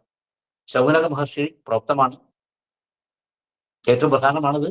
നാമത്രയം ച സാവിത്രീ ഋഗ്വിധാനോക്തമാർഗത വസ്ത്രാന്ന കാഷ്ടദാനാനി കുര്യാത് രോഗോപശാന്തയേ. നാമത്രയം ച സാവിത്രീ. ഞാൻ പറയുന്നത് കേൾക്കുന്നുണ്ടല്ലോ അല്ലെ? ഹലോ, കേൾക്കുന്നുണ്ട്. പറയുന്നത് ശൗനക പ്രോക്തമായിരിക്കുന്ന ഋഗ്വിധാന വിധി ഇവിടെ പറയുന്നു. നാമത്രയം ഗായത്രി. ഈ നാമത്രയം ഏതാ? നാമത്രയം ച സാവിത്രിയും ഋഗ്വിധാനോക്ത മാർഗത വസ്ത്രാന്ന കാഷ്ടദാനാനി കുര്യാത് രോഗോപശാന്തയേ. നാമത്രയം എന്ന് പറഞ്ഞാൽ അച്യുതായ നമഃ, അനന്തായ നമഃ, ഗോവിന്ദായ നമഃ. അവിടെ വസ്ത്രം, അന്നം, വിറക് ഇവ ദാനം ചെയ്യണം. വസ്ത്രാന്ന കാഷ്ടദാനാനി. വസ്ത്രം, അന്നം, ഭക്ഷണം, കാഷ്ടം, വിറക്. ഇത് രോഗോപശാന്തിക്കായിക്കൊണ്ട് നിങ്ങൾ ദാനം ചെയ്തു കൊള്ളണം. ഇവിടെ നാമത്രയ മഹാത്മ്യം മറ്റു മഹർഷിമാര് പറയുന്നു. 2 പ്രാവശ്യം അവർ സത്യം ചെയ്യുന്നുണ്ട്. ഇതിന്റെ ഗൗരവം നമ്മളെ ബോധിപ്പിക്കുവാൻ വേണ്ടിയാണ് അങ്ങനെ പറയുന്നത്. അച്യുതാനന്ദ ഗോവിന്ദ നാമോച്ചാരണ ഭേഷജാത് നശ്യന്തി സകലാരോഗാഹ സത്യം സത്യം വദാമ്യഹം. സത്യമായിട്ട് ഞാൻ പറയുന്നു, നാമത്രയം എന്ന് പറയുന്നത് മരുന്നാണ്. നിങ്ങൾ അരിഷ്ടം കഴിക്കണ്ട, ലേഹ്യം കഴിക്കണ്ട, മരുന്ന് പുരട്ടണ്ട, ഇത് മതി എന്നാണ് പറയുന്നത്. അച്യുതാനന്ദ ഗോവിന്ദ നാമോച്ചാരണ ഭേഷജാത്. ആ നാമോച്ചാരണമായിരിക്കുന്ന മരുന്നിൽ നിന്ന് നശ്യന്തി സകല രോഗാഹ. എനിക്ക് ഷുഗറുണ്ട്, പ്രഷറുണ്ട്, കൊളസ്ട്രോൾ ഉണ്ട്, BP ഉണ്ട്, നെഞ്ചുവേദനയുണ്ട്, ടെൻഷനുണ്ട്, മാനസികവും ശാരീരികവും എല്ലാ രോഗങ്ങളുടെയും ഒരു അധിപതിയാണ് ഞാൻ എങ്കിൽ ഈ 3 നാമം മാത്രം മതി. നിങ്ങൾ വിഷ്ണു സഹസ്രനാമത്തിന്റെ പുറകെ പോകണ്ട എന്നും ഈ നാമത്തിൽ കൂടി ഇവർ പറഞ്ഞു തരികയാണ് മഹർഷിമാർ. എങ്ങനെയാണ് ഈ 3 ദേവതമാർ ജനിച്ചത്? ഇത് ഏറ്റവും പ്രധാനപ്പെട്ട മനസ്സിലാക്കേണ്ട കാര്യമാണ്. അവിടെ ലളിതാ സഹസ്രനാമത്തില് ഗ്രഹോയാഗക്രമാരാധ്യ, മഹായാഗക്രമാരാധ്യ, ദേവിയെ ആവിർഭവിപ്പിക്കുവാൻ വേണ്ടി ദേവന്മാര് യോജന വിസ്തീർണമുള്ള ഹോമകുണ്ഡം നിർമ്മിച്ച് അതിൽ ഹവിസ് കൊടുത്തിട്ട് ദേവി വരുന്നില്ല. അവരുടെ മാംസം പറിച്ചെടുത്ത് ഹോമിച്ചു, വരുന്നില്ല. അവസാനം ചിദഗ്നിസ്കുണ്ഡ സംഭൂത, ചിത്താകുന്ന അഗ്നിയിലേക്ക് എന്റേതെന്നും ഞാനെന്നുമുള്ള ഭാവത്തെ ഹോമിക്കാൻ തീരുമാനിച്ചു. നമ്മുടെ മനുഷ്യ ആ സമയത്തുള്ള ആ മനുഷ്യ ശരീരം മുഴുവൻ ഹോമിക്കാൻ തയ്യാറായ സമയത്ത് ചതുർബാഹു സമന്വിത ഉദ്യദ്ഭാനു സഹസ്രാഭ, അങ്ങനെയാണ് ദേവി ജനിച്ചത്. ഈ സമയത്ത് ത്രിപുരസുന്ദരിയായിട്ട് ജനിച്ച ദേവിയെ അമാനുഷികമായിരിക്കുന്ന ബുദ്ധിയുള്ളവർക്ക് മാത്രമേ കാണാൻ പറ്റുകയുള്ളൂ. അപ്പോൾ അവരെന്ത് ചെയ്തു? ലളിതാ സ്തവരാജം എന്ന് പറയുന്ന സ്തോത്രം ചൊല്ലി ഈ മഹാത്രിപുരസുന്ദരിയെ ലളിത പരമേശ്വരിയാക്കി മാറ്റി, ലാളിത്യമുള്ള ദേവിയാക്കി മാറ്റി. ഈ ലാളിത്യമുള്ള ദേവിയെ മാത്രമേ മനുഷ്യർക്ക് അനുഭവിക്കാൻ പറ്റുള്ളൂ. മഹാത്രിപുരസുന്ദരിയെ അനുഭവിക്കാൻ ബുദ്ധിമുട്ടാണ്. എല്ലാ പര്യായങ്ങളും ഒരു ദേവിയുടെ തന്നെയാണ്. ലളിത, ലളിതാ പരമേശ്വരി, ലളിത ഭട്ടാരിക, ത്രിപുര, ത്രിപുരസുന്ദരി, സുന്ദരി, മഹാത്രിപുരസുന്ദരി, ഇതൊക്കെ ഒരു ദേവി തന്നെയാണ്. ദേവിക്ക് 25 പര്യായങ്ങളാണുള്ളത്. ഈ ദേവിയും ഭണ്ഡാസുരനും തമ്മിലാണ് യുദ്ധം. എന്തിനു വേണ്ടി ദേവി ജനിച്ചു? 4 നാമങ്ങളാണ് ലളിതാ സഹസ്രനാമത്തിലുള്ളത്. ഭണ്ഡാസുരവധോദ്യുക്ത, ഭണ്ഡാ സൈന്യവധോദ്യുക്ത, ഭണ്ഡപുത്രവധോദ്യുക്ത, ഭണ്ഡാസുരേന്ദ്ര നിർമുക്ത ശസ്ത്ര പ്രത്യസ്ത്രവർഷിണി. ഭണ്ഡൻ എന്ന് പറയുന്ന ശബ്ദം വച്ചിന്യാദി വാഗ്ദേവതകൾ 4 നാമത്തിൽ കൂടി മാത്രമേ പറഞ്ഞിട്ടുള്ളൂ. അതാണ് ഇപ്പോൾ ഞാൻ പറഞ്ഞത്. ഭണ്ഡാസുരനെ വധിക്കുവാൻ ദേവി, ഭണ്ഡാസുര സൈന്യത്തെ വധിക്കുവാനാണ് ദേവി, ഭണ്ഡപുത്രനെ വധിക്കുവാൻ ദേവി വന്നു. ഭണ്ഡാസുരേന്ദ്ര നിർമുക്ത, ഭണ്ഡാസുരനാൽ നിർമുക്തമായിരിക്കുന്ന, മോചിപ്പിച്ചിരിക്കുന്ന എല്ലാ ശസ്ത്രങ്ങൾക്കും പ്രത്യസ്ത്രം കൊടുത്തവളാണ് ദേവി. നിർമുക്ത ശസ്ത്ര പ്രത്യസ്ത്രം കൊടുത്തവളാണ് ദേവി. 20ഓളം അസ്ത്രങ്ങളാണ് രണ്ടുപേരും പ്രയോഗിച്ചത്, ഭണ്ഡനും ദേവിയും തമ്മിൽ. ഇത് ഭയങ്കര യുദ്ധമായിരുന്നു അവിടെ. ഭണ്ഡാസുരൻ പ്രയോഗിച്ച 8ാമത്തെ അസ്ത്രം എന്താണ്? മഹാരോഗാസ്ത്രമാണ് പ്രയോഗിച്ചത്. ഈ മഹാരോഗാസ്ത്രം പ്രയോഗിച്ച സമയത്ത് അത് ലളിതോപാഖ്യാനത്തിൽ വ്യക്തമായിട്ട് 26ാമത്തെ അധ്യായത്തിൽ 8ാം ശ്ലോകം പറയുന്നുണ്ട്. മഹാരോഗാസ്ത്രം അസൃജത്ത് ശക്തി സേനാസു ദാനവഃ രാജയക്ഷ്മാദയോ രോഗാഃ തതോ അഭൂവൻ സഹസ്രശഃ. ദാനവഃ ഭണ്ഡാസുരൻ മഹാരോഗാസ്ത്രം അസൃജത്ത്, മഹാരോഗാസ്ത്രമാണ് വിട്ടത്. ഈ സമയത്ത് എന്ത് സംഭവിച്ചു? ശക്തി സേനാസു, ദേവിയുടെ സേനകൾ മുഴുവനും, രാജയക്ഷ്മാദയോ രോഗാഹ, ഈ രാജയക്ഷ്മ മുതലായ ക്ഷയം മുതലായ രോഗത്തിൽ പെട്ടുപോയി. പിന്നെയും സഹസ്രശഃ രോഗാഹ, 1000കണക്കിന് രോഗം അവിടെ ഉണ്ടാക്കി ഈ അസ്ത്രത്തിൽ നിന്ന്. എല്ലാ ശക്തിസേനകളും ബോധം കെട്ട് വീണിരിക്കുന്നു, രോഗികളായിട്ട് മാറിയിരിക്കുന്നു. ഈ സമയത്ത് എന്താണ് സംഭവിച്ചത്? ലളിതാദേവി എന്താണ് ചെയ്തത്? ഇതാണ് നമ്മൾ മനസ്സിലാക്കേണ്ടത്. തത് നിവാരണ സിദ്ധ്യർത്ഥം ലളിതാ പരമേശ്വരി നാമത്രയ മഹാമന്ത്രം മഹാസ്ത്രം മോചിപ്പിച്ചു. സമ്യക്കാവണ്ണം മോചിപ്പിച്ചിരിക്കുന്നു. എങ്ങനെയാണ്? നാമത്രയ മഹാസ്ത്രം. ദേവി ഒരു അസ്ത്രം വിട്ട സമയത്ത് പെട്ടെന്ന് തന്നെ ആ അസ്ത്രത്തിന്റെ തുമ്പിൽ നിന്നും 3 ദേവതമാര് വന്നു. അതാണ് അച്യുതൻ, അനന്തൻ, ഗോവിന്ദൻ. നാമത്രയ മഹാമന്ത്രം, ഇത് മഹാസ്ത്രമായിട്ട് പറയുന്നു. ഇവിടെ മഹാ എന്ന വിശേഷണം ഈ ശ്ലോകത്തിൽ കൊടുത്തിരിക്കുകയാണ്. ഇത് മഹാമന്ത്രമാണ്. നാമത്രയ മഹാമന്ത്രം മഹാസ്ത്രം സംമോച, സമ്യക്കാകമണ്ണം മോചിപ്പിച്ചു. ഈ സമയത്ത് എന്താണ് സംഭവിച്ചത്? അച്യുതശ്ച അഭി അനന്തശ്ച ഗോവിന്ദഃ തത് ശരോദ്ധിതഃ ഹുങ്കാരമാത്ര നിർദഗ്ധഃ രോഗാഃ താം അനമന്മുദ. അച്യുതഃ ച അഭി അനന്തശ്ച ഗോവിന്ദഃ, ഈ 3 പേര്, 3 ദേവതാ ചൈതന്യങ്ങളാണ് വന്നിരിക്കുന്നത്. ഈ അസ്ത്രത്തിന്റെ തുമ്പിൽ നിന്ന് ഉത്ഭവിച്ചവരാണ് ഇവര്. തത് ശരോദ്ധിതഃ, ആ ശരത്തിൽ നിന്നും ബഹിർഗമിച്ചവരാണ് ഇവര്. ഹുങ്കാരമാത്ര നിർദഗ്ധഃ, ഇവര് യുദ്ധം ചെയ്തിട്ടില്ല. ഹും ഹും ഹും, ഈ ശബ്ദത്തെ കൊണ്ട് ഈ ശക്തിസേനകളുടെ മുഴുവനും രോഗം മാറ്റിയിരിക്കുന്നു. ഇതാണ് ലളിതോപാഖ്യാനത്തിൽ എഴുതിയിരിക്കുന്നത്. ലളിതോപാഖ്യാനം ബ്രഹ്മാണ്ഡ പുരാണത്തില് ഉത്തരഖണ്ഡത്തില് വ്യാസമഹർഷി തന്നിരിക്കുന്നതാണ്. ലളിതാ സഹസ്രനാമവും ലളിതോപാഖ്യാനവും അവിടെ തന്നെയാണ് ഉള്ളത്. അതിൽ യുദ്ധത്തിന്റെ മുഴുവൻ കാര്യങ്ങളും ലളിതോപാഖ്യാനത്തിൽ വിശദീകരിച്ചിട്ടുണ്ട്. ഹുങ്കാരം കൊണ്ട് മാത്രം ശബ്ദമുണ്ടാക്കി. ഹുങ്കാരം മാത്ര നിർദഗ്ധഃ രോഗാഃ താം അനമന്മുദ നമിച്ചിരിക്കുന്നു. ഈ രോഗം മുഴുവൻ മാറ്റിയതിനു ശേഷം ഈ 3 ദേവതമാരും ദേവിയെ നമിച്ചുകൊണ്ട് നിൽക്കുന്നു. ഇനി ഞങ്ങൾ എന്താണ് ചെയ്യേണ്ടത് എന്ന ഭാവത്തോടുകൂടി ഈ 3 പേര് നിൽക്കുകയാണ്. അപ്പോൾ ഇത് വൈഷ്ണവ മന്ത്രമാണോ, ഇത് ശാക്തേയ മന്ത്രമാണോ എന്ന് തെറ്റിദ്ധരിക്കേണ്ട.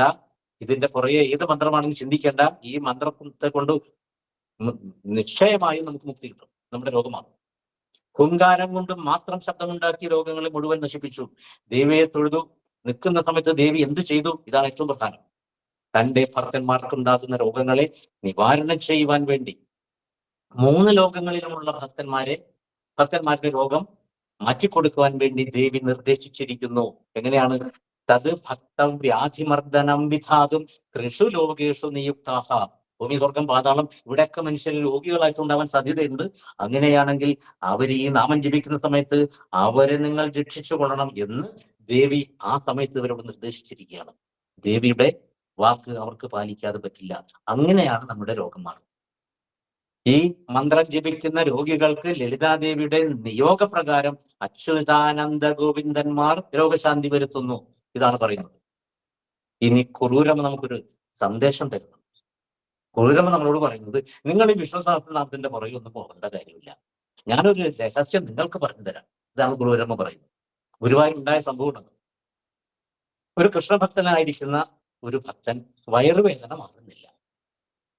അങ്ങനെ വില്ലുമംഗലവും കൃഷ്ണനും എല്ലാ ദിവസവും വൈകുന്നേര സമയത്ത് അവര് ഒരു സുഹൃത്ത് സംഭാഷണം ചെയ്യാൻ പറ്റും. അങ്ങനെ ഇന്ന് ഗുരുവായൂരമ്പലത്തിൽ എന്തൊക്കെ ഉണ്ടായി കൃഷ്ണ, എന്തെല്ലാം സാധനങ്ങളാണ് അങ്ങ് കട്ട് തിന്നത്, ഇന്ന് അത്ര വരുമാനമുണ്ട്. അപ്പൊ കൃഷ്ണൻ പറയും, ഇന്ന് പാൽപ്പായസത്തിൽ മധുരം കുറച്ച് കുറവായിരുന്നു. ഇങ്ങനെ ഇവർ തമ്മിലൊരു സുഹൃത്ത് സംഭാഷണം ചെയ്യുന്നത് എല്ലാ ഭക്തന്മാർക്കും അറിയാം. അതുപോലെ കൃഷ്ണൻ കുരുരമ്മയുടെ വീട്ടിൽ വന്ന് ഭക്ഷണം കഴിക്കും. കുരുരമ്മ സ്വന്തം മകൻ എന്നുള്ള രൂപത്തിൽ ഭക്ഷണം കൊടുക്കാറുണ്ട്. അങ്ങനെ ഈ ഭക്തൻ വില്ലുമംഗലത്തെ കണ്ടു ഒരു ദിവസം. എല്ലാ ദിവസവും ഗുരുവായൂർ തൊഴാൻ വരുന്ന ഭക്തനാണ്. വില്ലുമംഗലം, എനിക്കൊരു വിഷമം പറയാനുണ്ട്, എന്റെ വയറുവേദന മാറുന്നില്ല, ഇതൊന്ന് കൃഷ്ണനോട് പറഞ്ഞിട്ട് ഒരു പോംവഴി പറഞ്ഞു തരാൻ പറ്റുമോ? ഞാൻ നാളെ ഈ കാര്യം ചോദിച്ചു മറ്റന്നാൾ ഇതിന്റെ മറുപടി പറയാമെന്ന് വില്ലുമംഗലം പറഞ്ഞു. അങ്ങനെ കൃഷ്ണനോട് പറഞ്ഞു, ഒരു ഭക്തന്റെ ഒരു ആവശ്യം ഉന്നയിച്ചിട്ടുണ്ട്, എന്താണ് മറുപടി കൊടുക്കേണ്ടത്? അദ്ദേഹത്തിന് വയറുവേദന മാറുന്നില്ല, എന്താണ് അദ്ദേഹം ചെയ്യേണ്ടത്? അങ്ങയുടെ ഒരു ഭക്തനാണ് അദ്ദേഹം, അങ്ങയുടെ ഒരു ഭക്തനാണ്, എല്ലാ ദിവസവും തൊഴുകാൻ വരുന്നുണ്ട് ഗുരുവായൂർ. അപ്പൊ കൃഷ്ണൻ പറഞ്ഞു, ഈ ഭക്തന്റെ വയറുവേദന മാറ്റാൻ സാധ്യമല്ല, മാത്രമല്ല 7 ജന്മങ്ങളിൽ അനുഭവിക്കേണ്ട വയറുവേദനയാണ്, ഇത് മാറ്റാൻ സാധ്യമല്ല, ഇന്ന് പോയി പറഞ്ഞേക്കൂ എന്ന് കൃഷ്ണൻ പറഞ്ഞു വിട്ടു വില്ലുമംഗലത്തിനോട്. പിറ്റേ ദിവസം വില്ലുമംഗലം പറഞ്ഞു, ഈ വേദന മാറ്റാൻ പറ്റില്ല, മാത്രമല്ല 7 ജന്മങ്ങളിൽ അനുഭവിച്ച് തീർക്കാൻ കിടക്കുകയാണ് എന്നാണ് പറഞ്ഞത്. വളരെ വിഷമിച്ച് അദ്ദേഹം പോയി. ഇങ്ങനെ ഒരു ദിവസം കുറൂരമ്മയിരുന്നു. അപ്പൊ കുറൂരമ്മയോട് കാര്യം പറഞ്ഞു, എനിക്കൊരു വയറുവേദനയാണ്, ഇത് മാറ്റാൻ പറ്റുന്നില്ല, എന്തെങ്കിലും ഒരു കോമഡി പറഞ്ഞു തരാമോ? അങ്ങ് വലിയ കൃഷ്ണഭക്തയല്ലേ, ഇത് നിസ്സാരമായ കാര്യമല്ലേ, നാളെ എന്റെ വീട്ടിലേക്ക് വരൂ. നാളെ അങ്ങനെ ഈ ഭക്തൻ കുറൂരമ്മയുടെ വീട്ടിൽ ചെന്നു. കുറച്ച് അന്നം, ചോറും കറികളും കൊടുത്തു. ഈ ഭക്ഷണം കഴിക്കൂ, അച്യുതായ നമ, അനന്തായ നമ, ഗോവിന്ദായ നമ എന്ന മന്ത്രം റിപ്പീറ്റ് ചെയ്തുകൊണ്ട് തുടർച്ചയായിട്ട് ജപിച്ചുകൊണ്ട് ഈ ഭക്ഷണം കഴിക്കുന്നത് വരെ ഈ നാമം ചൊല്ലാൻ പറഞ്ഞു. അച്യുതായ നമ, അനന്തായ നമ, ഗോവിന്ദായ നമ, അച്യുതായ നമ, അനന്തായ നമ, ഗോവിന്ദായ. ഇങ്ങനെ ഈ ഭക്ഷണം മുഴുവൻ കഴിച്ചു കഴിഞ്ഞ സമയത്ത് ഈ ആളുടെ വയറുവേദന മാറി, ഇങ്ങനെ സുഖം പ്രാപിച്ചു. ഈ സംഭവം പിന്നീട് വില്ലുമംഗലത്തെ കണ്ട സമയത്ത് ഇദ്ദേഹം പറഞ്ഞു, കൃഷ്ണന് മാറ്റാൻ പറ്റാത്തത് കുറൂരമ്മ മാറ്റി. ഞാൻ കുറൂരമ്മയാണോ ഇനി പൂജിക്കേണ്ടത്, കൃഷ്ണനെയാണോ പൂജിക്കേണ്ടത്? അങ്ങ് പറയൂ. അങ്ങനെ സംഭവിക്കാൻ സാധ്യത ഇല്ല, ഞാൻ നാളെ കൃഷ്ണനോട് ചോദിച്ചിട്ട് പറയാം. അങ്ങനെ പിറ്റേ ദിവസം, ഇതെന്താ അത്ഭുതമാണ് കൃഷ്ണ, അങ്ങയുടെ വ്യവസ്ഥ തെറ്റിയല്ലോ, അങ്ങ് വാക്ക് പറഞ്ഞൊക്കെ തെറ്റിപ്പോയല്ലോ, ആ അദ്ദേഹത്തിന്റെ അസുഖം കുറൂരമ്മ മാറ്റിയല്ലോ, എന്താണ് ഇതിന്റെ സത്യം എന്താണെന്ന് ചോദിച്ചു. അപ്പോഴാണ് ഈ കൃഷ്ണൻ പറഞ്ഞത്, അത് വില്ലുമംഗലം ഈ കുറൂരമ്മയുടെ തീവ്രമായിരിക്കുന്ന ഭക്തയാണ്, തീവ്ര ഭക്തിയാണ്, അനന്യ ഭക്തി, ഏകാന്ത ഭക്തിയുള്ള ഭക്തിയാണ്. ഏത് നിമിഷവും എന്നെ തന്നെ വിചാരിക്കുന്നു. മാത്രമല്ല വില്ലുമംഗലം, എന്റെ നാമങ്ങളിൽ കുറൂരമ്മയ്ക്കും ഭയങ്കര ആത്മവിശ്വാസമാണ്. എന്റെ നാമങ്ങളിൽ ആ കുറൂരമ്മയ്ക്ക് വിശ്വാസമുണ്ട്. ഈ അച്യുതായ നമ, അനന്തായ നമ, ഗോവിന്ദായ നമ, ഈ നാമം കുറൂരമ്മ എല്ലാ സമയവും ജപിച്ചുകൊണ്ടിരിക്കുകയാണ്. കുറൂരമ്മയുടെ ജീവിതത്തിൽ കുറൂരമ്മയ്ക്ക് അസുഖം വന്നിട്ടില്ല എന്നാണ് രേഖപ്പെടുത്തിയിരിക്കുന്നത്. മാത്രമല്ല വില്ലുമംഗലം, അങ്ങക്ക് സംശയം വന്നില്ലേ, അതുകൊണ്ടല്ല അങ്ങ് എന്നോട് ചോദിക്കേണ്ടി വന്നത്. കുറൂരമ്മയ്ക്ക് സംശയമില്ലല്ലോ. സംശയമില്ലാത്ത ഭക്തയെ, എന്റെ നാമങ്ങളിൽ ആത്മവിശ്വാസമുള്ള തീവ്രഭക്തിയായിരിക്കുന്ന കുറൂരമ്മയെ ധന്യയാക്കുക, രക്ഷിക്കുക. ആ ഭക്ത പറഞ്ഞ വാക്ക് തെറ്റിപ്പോകാൻ പാടില്ല, അവരെ രക്ഷിക്കേണ്ട കടമയും എനിക്കുണ്ട്. അതുകൊണ്ട് ഞാൻ പറഞ്ഞ വാക്ക് മാറ്റിയാലും വേണ്ടില്ല, അവരെ രക്ഷിക്കണം. ഇത് തന്നെയാണ് ആ യുദ്ധാസമയത്ത് ഭീഷ്മര് പറഞ്ഞിരിക്കുന്നത്. ആയുധം ഞാൻ എടുപ്പിക്കുമെന്നാണ് കൃഷ്ണന് പറഞ്ഞത്. കൃഷ്ണൻ എന്താ പറഞ്ഞത്? ദുര്യോധനനും അർജുനനും കൂടി വന്നു നിന്ന് അനുഗ്രഹം മേടിക്കാൻ വന്ന സമയത്ത് ആദ്യം കൃഷ്ണൻ പറഞ്ഞു, ഞാൻ ഒരു കാരണവശാലും ആയുധം തൊടില്ല, ഞാൻ യുദ്ധം ചെയ്യുകയില്ല, അത് വിചാരിച്ച് നിങ്ങൾ എന്നെ കൂട്ടട്ടെ. ആദ്യമേ കൃഷ്ണൻ പറഞ്ഞു. ഭീഷ്മൻ എന്താണ് പറഞ്ഞത്? ശക്തിമത്തായിരിക്കുന്ന ആയുധങ്ങൾ എന്റെ കയ്യിലുണ്ട്, ഞാൻ എടുപ്പിക്കും, കൃഷ്ണനെ കൊണ്ട് ആയുധം എടുപ്പിക്കും, ഇതാണ് പറഞ്ഞത്. ഇങ്ങനെ തുരുതുര അസ്ത്രം വിട്ട് അർജുനൻ ക്ഷീണിതനായ സമയത്ത് കൃഷ്ണനെ ആയുധം എടുക്കേണ്ടി വന്നു. ഇതൊരു എന്ത് വ്യാജമായിരിക്കുന്ന പണിയാണ് അദ്ദേഹം ചെയ്തത്. എന്താണ് ഇതിന് കാരണം? എന്റെ ഭക്തൻ പറഞ്ഞ വാക്കിനെ എനിക്ക് മാറ്റാൻ പറ്റില്ല, അത്ര തീവ്രഭക്തി എന്നിലുണ്ട് ഭീഷ്മൻ. അതുകൊണ്ട് എനിക്ക് പേരുദോഷം വന്നാലും എൻ്റെ ഭക്തന്മാർക്ക് പേരുദോഷം വരുത്തരുത്. ഇതെന്റെ നിയമമാണ്. ഇതാണ് കൃഷ്ണൻ പറഞ്ഞത്. അത് തന്നെയാണ് ഇവിടെ ക്രൂരമറ്റ് സംഭവിച്ചിരിക്കുന്നത്. ഇവിടെ ക്രൂരമ്മ പറഞ്ഞിരിക്കുന്ന ഈ നാമം ഇന്നു മുതൽ നിങ്ങൾ ജപിച്ചുകൊള്ളുക. എനിക്ക് വിഷ്ണു സഹസ്രനാമം ഡെയിലി ജപിക്കാനുള്ള സമയമൊന്നുമില്ല, എങ്കിൽ ഇത് മതി എന്നാണ് പറയുന്നത്. ഇവിടെ ആ വിഷ്ണു സഹസ്രനാമത്തിലെ ഏറ്റവും പ്രധാനപ്പെട്ട നാമം വിഷ്ണു എന്നതാണ്. അതില് വൈദിക നിർവചന കോശത്തില് ഇതിന്റെ 3 തരത്തിലുള്ള ധാതുകൾ പറയുന്നുണ്ട്. യത് വിഷിത ഭവതി തത് വിഷ്ണു ഭവതി. അവിടെ വിഷ ധാതു വ്യാപിക്കുന്നതർത്ഥം. വിഷ്ണു വിഷത്തേഹേവ, അവിടെ വിഷ് ധാതു. ആദ്യത്തേത് വിഷ് ധാതു, ഇത് പ്രവേശിക്കുന്നു, മറ്റത് വ്യാപിക്കുന്നു. മൂന്നാമത്തത് വ്യശ്നോദേഹേ, വി ഉപസർഗപൂർവമായിരിക്കുന്ന അശുധാതു, പ്രാപിക്കുന്നു.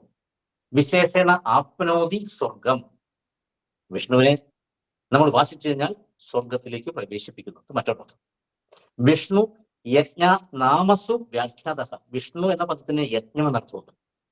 യജ്ഞങ്ങളിൽ വ്യാപൃതനാണ്. എല്ലാ യജ്ഞങ്ങളുടെയും അധിപതി വിഷ്ണു.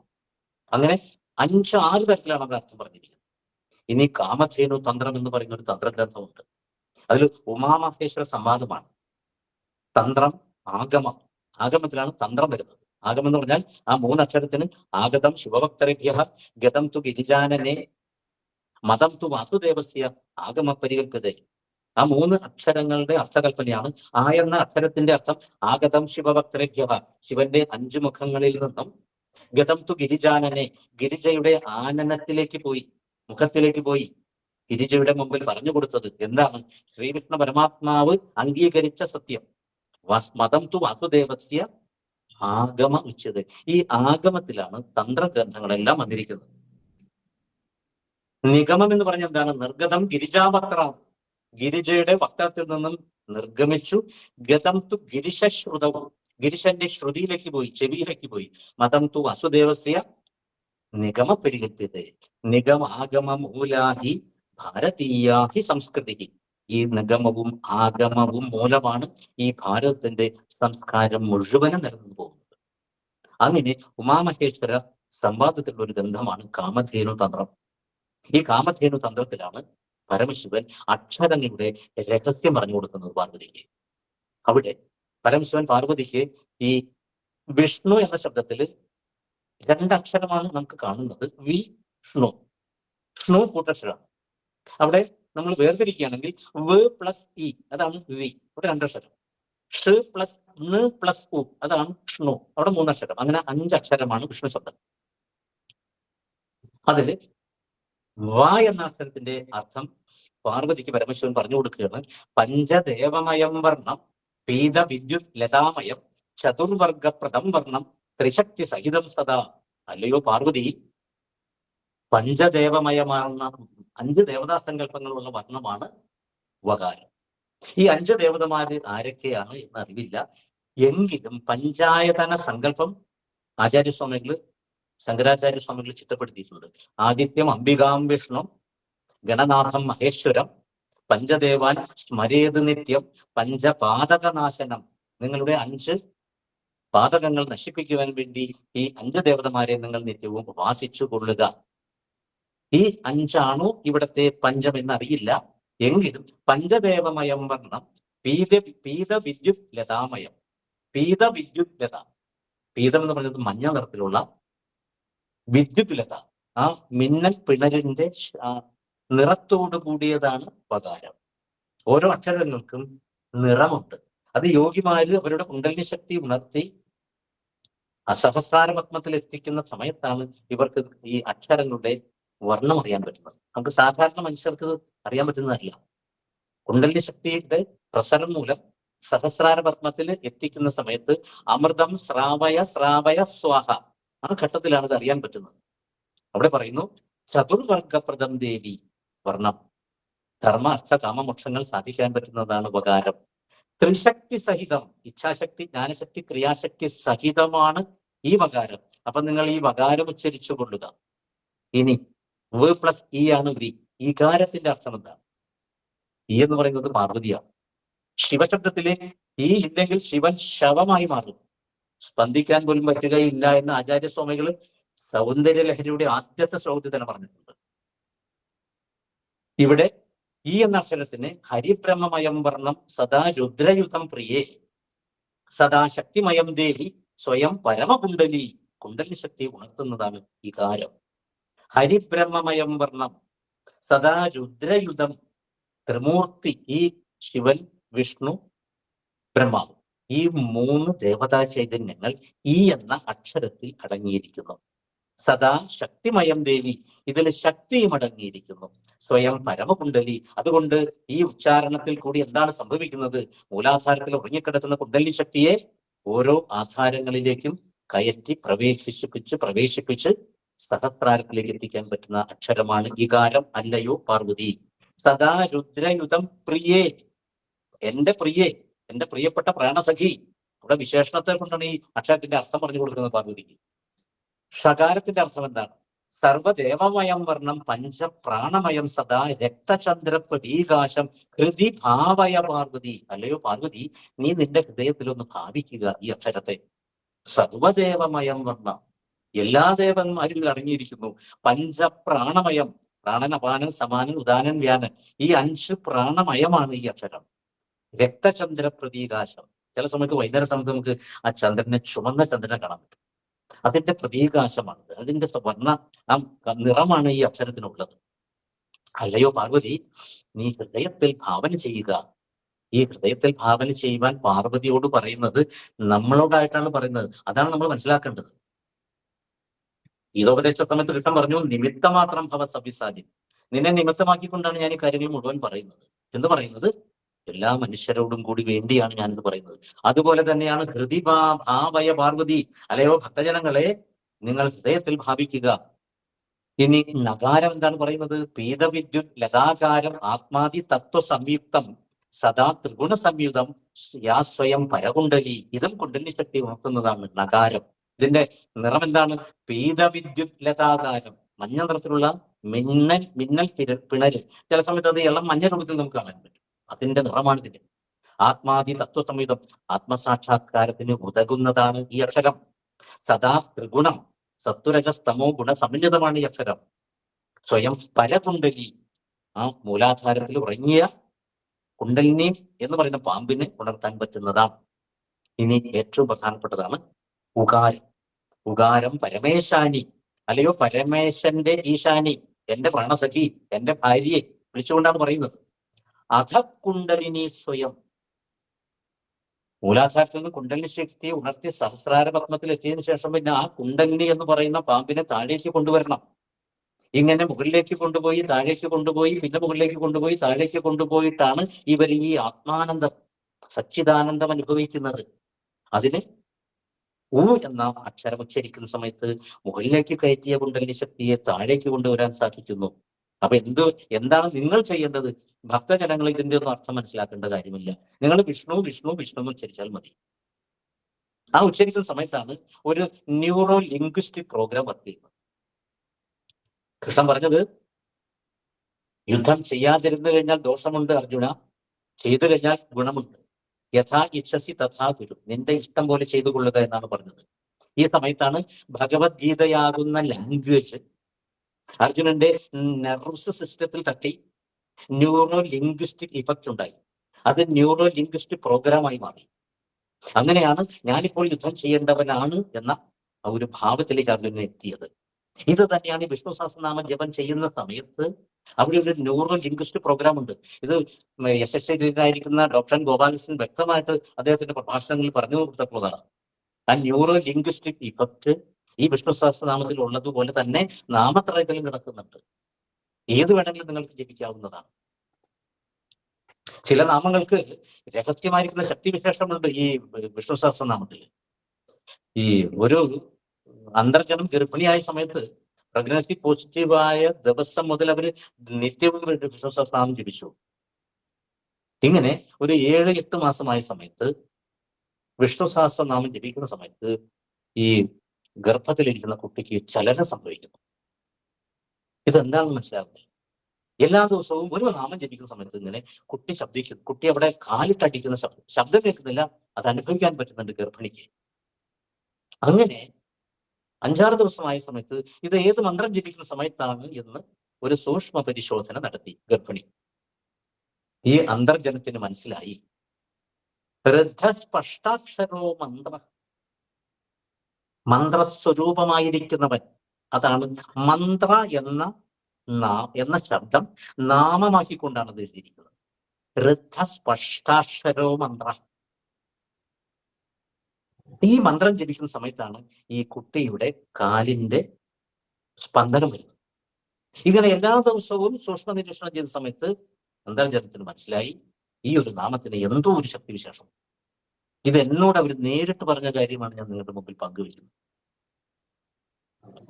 ഇവിടെ ദൈവാധീനം ജഗത് സർവം, ഈ ജഗത്ത് മുഴുവൻ ദൈവത്തിന്റെ അധീനതയിലാണ്. മന്ത്രാധീനം തു ദൈവതം, ദേവന്മാരും മന്ത്രത്തിന്റെ അധീനത്തിലാണ്. നമ്മൾ മന്ത്രം ജപിക്കുന്ന സമയത്ത് ദേവതമാർക്ക് സ്പന്ദിക്കാതിരിക്കാൻ പറ്റുകയില്ല. പ്രകൃതി ശക്തി, ദേവശക്തി, ഇവരെ ഉദ്ധരിക്കുവാനും സ്വാധീനിക്കുവാനും മന്ത്രങ്ങൾക്ക് ശക്തിയുണ്ട്. ഇത് നമ്മൾ മനസ്സിലാക്കുക. ഋഷിമാർക്ക് മന്ത്രങ്ങൾ വർണ്ണങ്ങളായി തെളിഞ്ഞു വന്നു. അത് വൈഖരിയായിട്ട്, വിശേഷണകരമായിട്ട്, പരാപശ്യന്തി മധ്യമ വൈഖരി രൂപത്തിൽ പുറത്തേക്ക് വന്നിരിക്കുകയാണ് മന്ത്രങ്ങൾ. മന്ത്ര എന്ന ഒരു നാമം മാത്രമേ മന്ത്രം എന്ന പദവുമായി ബന്ധപ്പെട്ട് കിടക്കുന്നതായിട്ടുള്ളൂ. വിഷ്ണു സഹസ്രനാമത്തില് ശരീരം, ദേവതയുടെ ശരീരം മന്ത്രമയമാണ്. ഈ ഗർഭിണി ശരീരയിൽ ഈ നാമം മാത്രം ഗർഭിണി ഉച്ചരിച്ചാൽ മതി. എങ്ങനെ? ഋദ്ധസ്പഷ്ടാക്ഷരോ മന്ത്ര, ഋദ്ധസ്പഷ്ടാക്ഷരോ മന്ത്ര. ഇതിങ്ങനെ ഒരു ഗർഭിണി ജപിച്ചു കഴിഞ്ഞാൽ ആ ഗർഭിണിക്ക് അനുഭവവേദ്യമാകും ഇതിന്റെ ആ ഒരു ഫലം എന്താണെന്നുള്ളത്. നമുക്കത് പറഞ്ഞു മനസ്സിലാക്കാൻ പറ്റുന്നതല്ല. ഋദ്ധസ്പഷ്ടാക്ഷരോ മന്ത്ര, ചന്ദ്രാംശുർ ഭാസ്കരദ്യുതി 30ാമത്തെ നാമമാണത്. 278ാമത്തെ നാമമാണ് ഋദ്ധ. 280ാമത്തെ നാമമാണ് മന്ത്ര. മന്ത്ര ഒരു നാമം മാത്രമേ അതിലുള്ളൂ. വിഷ്ണുവിന്റെ ശരീരം മന്ത്ര സ്വഭാവമാണ്, മന്ത്ര സ്വരൂപമാണ് എന്ന് മനസ്സിലാക്കി വിഷ്ണു സഹസ്രനാമം ജപിച്ചുകൊള്ളുക. ഇവിടെ വിഷ്ണു ഭഗവാൻ എന്താണ് പറയുന്നത്? വിഷ്ണു ധർമ്മോത്തര പുരാണത്തിൽ അദ്ദേഹം പറയുന്നു, 2 ശ്രുതിയും സ്മൃതിയും എന്റെ 2 ആജ്ഞകളാകുന്നു. അത് ഉല്ലംഘിച്ച് നിങ്ങൾ പോകാൻ പാടില്ല. ശ്രുതി സ്മൃതിയും അമൈവാജ്ഞേ യസ്തേ ഉല്ലംഘ്യ വർത്തതെ. സ്മൃതിയെയും ശ്രുതിയെയും ഉല്ലംഘിച്ച് വർത്തിക്കുന്നവൻ ആജ്ഞാഛേദിയാകുന്നു, എന്റെ ആജ്ഞയെ ഛേദിക്കുന്നവനാകുന്നു. മമ ദ്വേഷി, എന്റെ ശത്രുവാകുന്നു.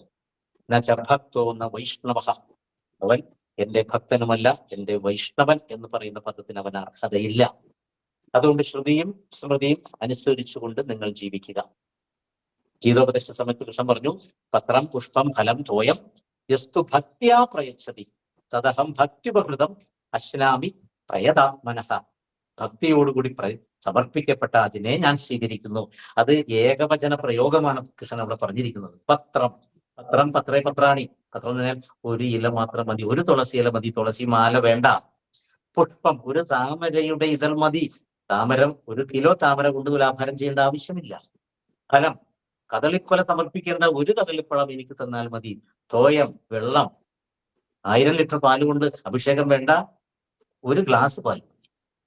പക്ഷെ എന്ത് വേണം? ഭക്തിയാ പ്രയച്ഛതി, ഭക്തി കൊണ്ടാണ് ഇതെനിക്ക് സമർപ്പിക്കേണ്ടത്. അവിടെ വിഷ്ണു ഭഗവാൻ ഇഷ്ടപ്പെട്ട പുഷ്പങ്ങളെ പറ്റി പറയുന്നു. ചെത്തി, മന്ദാരം, തുളസി, പിച്ചകമാലകൾ ചാർത്തി എന്നെ അലങ്കരിക്കണം. അവിടെ പുഷ്പങ്ങളെ പറ്റി പറയുന്നു. 8 പുഷ്പങ്ങളാണ് വിഷ്ണു ഭഗവാൻ ഇഷ്ടപ്പെട്ടത്. അതുകൂടി പറഞ്ഞുകൊണ്ട് ഞാൻ ഈ വിഷയം ഇവിടെ അവസാനിപ്പിക്കാം. അഹിംസ പ്രഥമ പുഷ്പം. അഹിംസ എന്നതാണ് എന്റെ ആദ്യത്തെ പുഷ്പം. അത് നിങ്ങൾക്കുണ്ടോ? നിങ്ങൾ ഗുരുവായൂർ വരേണ്ട കാര്യമില്ല. പുഷ്പം ഇന്ദ്രിയ നിഗ്രഹ. നിങ്ങളുടെ ഇന്ദ്രിയങ്ങളെ നിഗ്രഹിക്കുവാൻ മനസ്സംയമനവും സംയമനവും ഇന്ദ്രിയ നിഗ്രഹം നിങ്ങൾക്ക് പാലിക്കുമെങ്കിൽ എനിക്ക് 2ാമത്തെ പുഷ്പം നിങ്ങൾ തരുന്നു. സർവഭൂത ദയാപുഷ്പം. എല്ലാ ഭൂതങ്ങളിലും ദയ കാണിക്കുക എന്ന പുഷ്പം എനിക്ക് തരാൻ പറ്റുമോ? അത് നിങ്ങൾ ചെയ്യുക. ക്ഷമാപുഷ്പം വിശേഷത. ഇവിടെ വിശേഷത എന്നൊരു വിശേഷണം കൊടുത്തിരിക്കുകയാണ്. നിങ്ങൾക്ക് ക്ഷമാശക്തി ഉണ്ടായിരിക്കണം, ദേഷ്യം കയറാൻ പാടില്ല. ശാന്തി പുഷ്പം തഥൈവച. ക്ഷമാപുഷ്പം വിശേഷത, ശാന്തി പുഷ്പം തപപുഷ്പം. നിങ്ങൾ തപസ് ചെയ്യണം. മഹർഷിമാർ ചെയ്യണമെന്ന് തപസ്സൊന്നും ചെയ്യണ്ട. എല്ലാ ദിവസവും എന്തെങ്കിലും എന്റെ നാമങ്ങൾ ഏത് വേണമെങ്കിലും നിങ്ങൾക്ക് തപസ്സായിട്ട് ചെയ്യാം. ധ്യാനപുഷ്പം തഥൈവ ച. കുറച്ചു നേരം നിങ്ങൾ ധ്യാനിച്ചിരിക്കുക, അതും ഒരു പുഷ്പമാണ്. സത്യം അഷ്ടവിധം പുഷ്പം. നിങ്ങൾ സത്യം പാലിച്ചുകൊണ്ട് ജീവിക്കുക. എങ്ങനെ? മഹാബലി സത്യം പാലിച്ചതുപോലെ. ആ വാമനായിട്ട് വന്ന സമയത്ത് അവിടെ എന്താണ് സംഭവിച്ചത്? 2 പദം അളന്നു കഴിഞ്ഞപ്പോ ഇനി തലമില്ല. തല കാണിച്ചു കൊടുത്ത സമയത്ത് ഭഗവാൻ അവിടെ പറയുന്നുണ്ട്, ഇവന്റെ മുഴുവനും ഞാൻ ചോദിച്ചു മേടിച്ചതിന് ശേഷം ഇവന്റെ മനസ്സിൽ എല്ലാം എനിക്ക് തന്നു എന്ന ധാരണ ഇവനില്ല. ഇവന്റെ കയ്യിൽ ഒന്നും അവശേഷിക്കുന്നില്ല എന്ന ധാരണ അവനില്ല. അതുകൊണ്ട് അവനെ രക്ഷിക്കേണ്ട കടമ എനിക്ക് വന്നു ചേർന്നിരിക്കുന്നു. അപ്പൊ അതുകൊണ്ട് ഞാൻ അവനെ സുതലം എന്ന ആ ലോകത്തിലേക്ക് ഞാൻ അയക്കുന്നു. വിശ്വകർമാവിനാൽ നിർമ്മിക്കപ്പെട്ട സുതലം എന്ന് പറയുന്ന ദേവന്മാര് പോലും ജീവിക്കുവാൻ ആഗ്രഹിക്കുന്ന, അസുരന്മാര് മാത്രം ജീവിക്കുന്ന സുതലം എന്ന് പറയുന്ന രാജ്യത്തിലേക്ക് ഞാൻ ഇവനെ അയച്ചിരിക്കുന്നു. അടുത്ത മന്വന്തരത്തിൽ ദേവേന്ദ്ര പദവി ഞാൻ നൽകും. അപ്പൊ സത്യം പരിപാലിക്കുന്നത് വിഷ്ണു ഭക്തന്മാർക്ക് ഏറ്റവും വേണ്ടതാണ്. സത്യം അഷ്ടവിധം പുഷ്പം വിഷ്ണോഹോ പ്രീതികരം ഭവേത്. ഇത് വിഷ്ണു ഭഗവാന്റെ പ്രീതികരമായിരിക്കുന്ന പുഷ്പങ്ങളാകുന്നു എന്നാണ് പറഞ്ഞിരിക്കുന്നത്. ആ കുറൂരമ്മയുടെ അനുഗ്രഹവും വില്ലുമംഗലത്തിന്റെ അനുഗ്രഹവും കൃഷ്ണന്റെ അനുഗ്രഹവും അനന്തൂരപുരേശന്റെ അനുഗ്രഹവും എല്ലാവർക്കും ഉണ്ടാകട്ടെ എന്ന് പ്രാർത്ഥിക്കുന്നു. വിഷ്ണു സഹസ്രനാമം എന്ന് പറയുന്നത് നിസ്സാരമല്ല. എല്ലാ ലോകവും വ്യാപിച്ചിരിക്കുന്നവനാണ് വിഷ്ണു. വിക്രമശീലമുള്ളവനാണ്. ഛന്ദസ്സുകളെ കൊണ്ട് സഞ്ചരിക്കുന്നവനാണ്. ഈ വിഷ്ണു സഹസ്രനാമം ഇന്നു മുതൽ ജപിച്ചുകൊള്ളുക. ഒരു പരീക്ഷണാടിസ്ഥാനത്തിൽ വേണമെങ്കിൽ നിങ്ങൾക്ക് ജപിക്കാം. ഒരു ദിവസം ഒരു മന്ത്രം, അടുത്ത ദിവസം 2ാമത്തെ മന്ത്രം. 1000 ദിവസം കൊണ്ട് എന്താണ് സംഭവിക്കാൻ പോകുന്നത് എന്ന് നിങ്ങൾ അനുഭവത്തെ കൊണ്ട് മനസ്സിലാക്കുക. ഇത് ഞാൻ എൻ്റെ വ്യക്തിപരമായിട്ടുള്ള അഭിപ്രായമല്ല നിങ്ങളുടെ മുമ്പിൽ പറഞ്ഞിരിക്കുന്നത്. മഹർഷിമാരുടെ അനുഭവമാണ്. ഈ മഹർഷിമാരുടെ അനുഭവം എങ്ങനെയാണ്? അവരെന്താണ് പറയുന്നത്? സാക്ഷാത് അനുഭവൈർ ദൃഷ്ടഃ ന ശ്രുതഃ. മഹർഷിമാരിത് കേട്ടു പഠിച്ചതല്ല. ന ഗുരുദർശിതഃ. അവരുടെ ഗുരുക്കന്മാര് മഹർഷിമാർക്ക് പറഞ്ഞു കൊടുത്തതല്ല. ലോകാനാം ഉപകാരായ ഏതത് സർവം പ്രദർശിതം. ഈ മനുഷ്യ നന്മയ്ക്ക് വേണ്ടിയാണ് ഈ ധർമ്മശാസ്ത്ര ഗ്രന്ഥങ്ങൾ രേഖപ്പെടുത്തി നമുക്ക് തന്നിരിക്കുന്നത്. ആ വ്യാസമഹർഷിയാണ് ഇത് മുഴുവൻ നമുക്ക് തന്നിരിക്കുന്നത്. ലളിതാ സഹസ്രനാമവും വ്യാസമഹർഷിയുടെ ഗ്രന്ഥമാണ്. വിഷ്ണു സഹസ്രനാമവും ഭഗവത്ഗീതയും ഭാഗവതവും എല്ലാം ഈ മഹർഷി തന്നെയാണ് രചിച്ചു തന്നിരിക്കുന്നത്. ആ മഹർഷി ആരാണ് എന്ന് കൃഷ്ണൻ പറയുന്നുണ്ട്. മുനീനാമപ്യഹം വ്യാസഃ ഗീതയിൽ പറയുന്നുണ്ട്. അല്ലയോ അർജുന, ഈ ഭഗവത്ഗീത എഴുതിയ ആ വ്യാസമഹർഷി എന്റെ അംശാവതാരമാണ്. ഇത് മുഴുവനും ഞാൻ തന്നെയാണ് എന്നാണ് ചുരുക്കം. അതുകൊണ്ട് നാളെ മുതൽ ഒരു പരീക്ഷണാടിസ്ഥാനത്തിൽ നിങ്ങൾക്കിത് ചെയ്തു നോക്കാം. മഹർഷിമാരുടെ അനുഭവമാണ് പറയുന്നത്. ഈ ഒരു വിഷയം ഇവിടെ അവതരിപ്പിക്കുവാൻ അവസരം തന്ന ഈ പത്മനാഭ മണ്ഡലിയുടെ നേതൃസ്ഥാനം വഹിക്കുന്ന ഇതിന്റെ സംഘാടകരെ, തന്ത്രി, മറ്റ് കമ്മിറ്റി അംഗങ്ങളെ, ഈ മീറ്റിംഗിൽ പങ്കെടുത്ത ഭക്തജനങ്ങളെ, ഗുരുജനങ്ങളെ എല്ലാവർക്കും നന്ദി, നമസ്കാരം. ആചാര്യന് പ്രണാമം. ഇന്ന് ഈ വിഷയം ജ്യോതിഷത്തിൽ രോഗകാരണവും പ്രായശ്ചിത്തത്തിൽ വിഷ്ണുനാമ പ്രാധാന്യം എന്ന വിഷയം വളരെ വിശദമായിട്ട് നമ്മോട് സംവദിച്ച ആദരണീയനായ ശ്രീ പറവൂർ ജ്യോതിസ് അവർക്ക് പ്രണാമങ്ങളോടെ നന്ദി അറിയിക്കുന്നു. ഇന്ന് നമ്മൾ ജ്യോതിഷത്തിലൂടെ ഇവിടെ വന്നു ചേർന്ന ആചാര്യവര്യന്മാരിലൂടെ സഹസ്രനാമത്തിന്റെ മഹത്വം മനസ്സിലാക്കി. ആചാര്യൻ സൂചിപ്പിച്ചതുപോലെ ഈ ചുരുങ്ങിയ സമയം കൊണ്ട് അതെല്ലാം പൂർണ്ണമാവുകയില്ല എന്ന് നമുക്കെല്ലാം അറിയാം. ഇനിയും നമുക്ക് ധാരാളം പഠിക്കുവാനുണ്ട്, അറിയുവാനുണ്ട്. ഇതിനെല്ലാം ഈ വരുന്ന മുറജപക്കാലം നമുക്ക് കൂടുതൽ അവസരം തരട്ടെ എന്ന് പ്രാർത്ഥിക്കുന്നു. നമ്മുടെ ജപത്തിന്റെ മഹത്വത്തെ ഇത്തരം ഈ വിദ്വത് സഭകളിൽ നിന്നെല്ലാം മനസ്സിലാക്കി വീണ്ടും വീണ്ടും ഇപ്പോൾ ഇദ്ദേഹം സൂചിപ്പിച്ചതുപോലെ നാമജപത്തെ നമുക്ക് മുറുകെ പിടിക്കാം. നിത്യവും കുലശേഖര മണ്ഡപത്തിൽ നടക്കുന്ന രാവിലെ 8:30 നടക്കുന്ന സഹസ്രനാമ ജപത്തിലേക്ക് എല്ലാ സജ്ജനങ്ങളെയും സ്വാഗതം ചെയ്തുകൊണ്ട് ഇന്നത്തെ ഈ സഭയുടെ സമാപന ഭാഗത്തേക്ക് കടക്കുകയാണ്.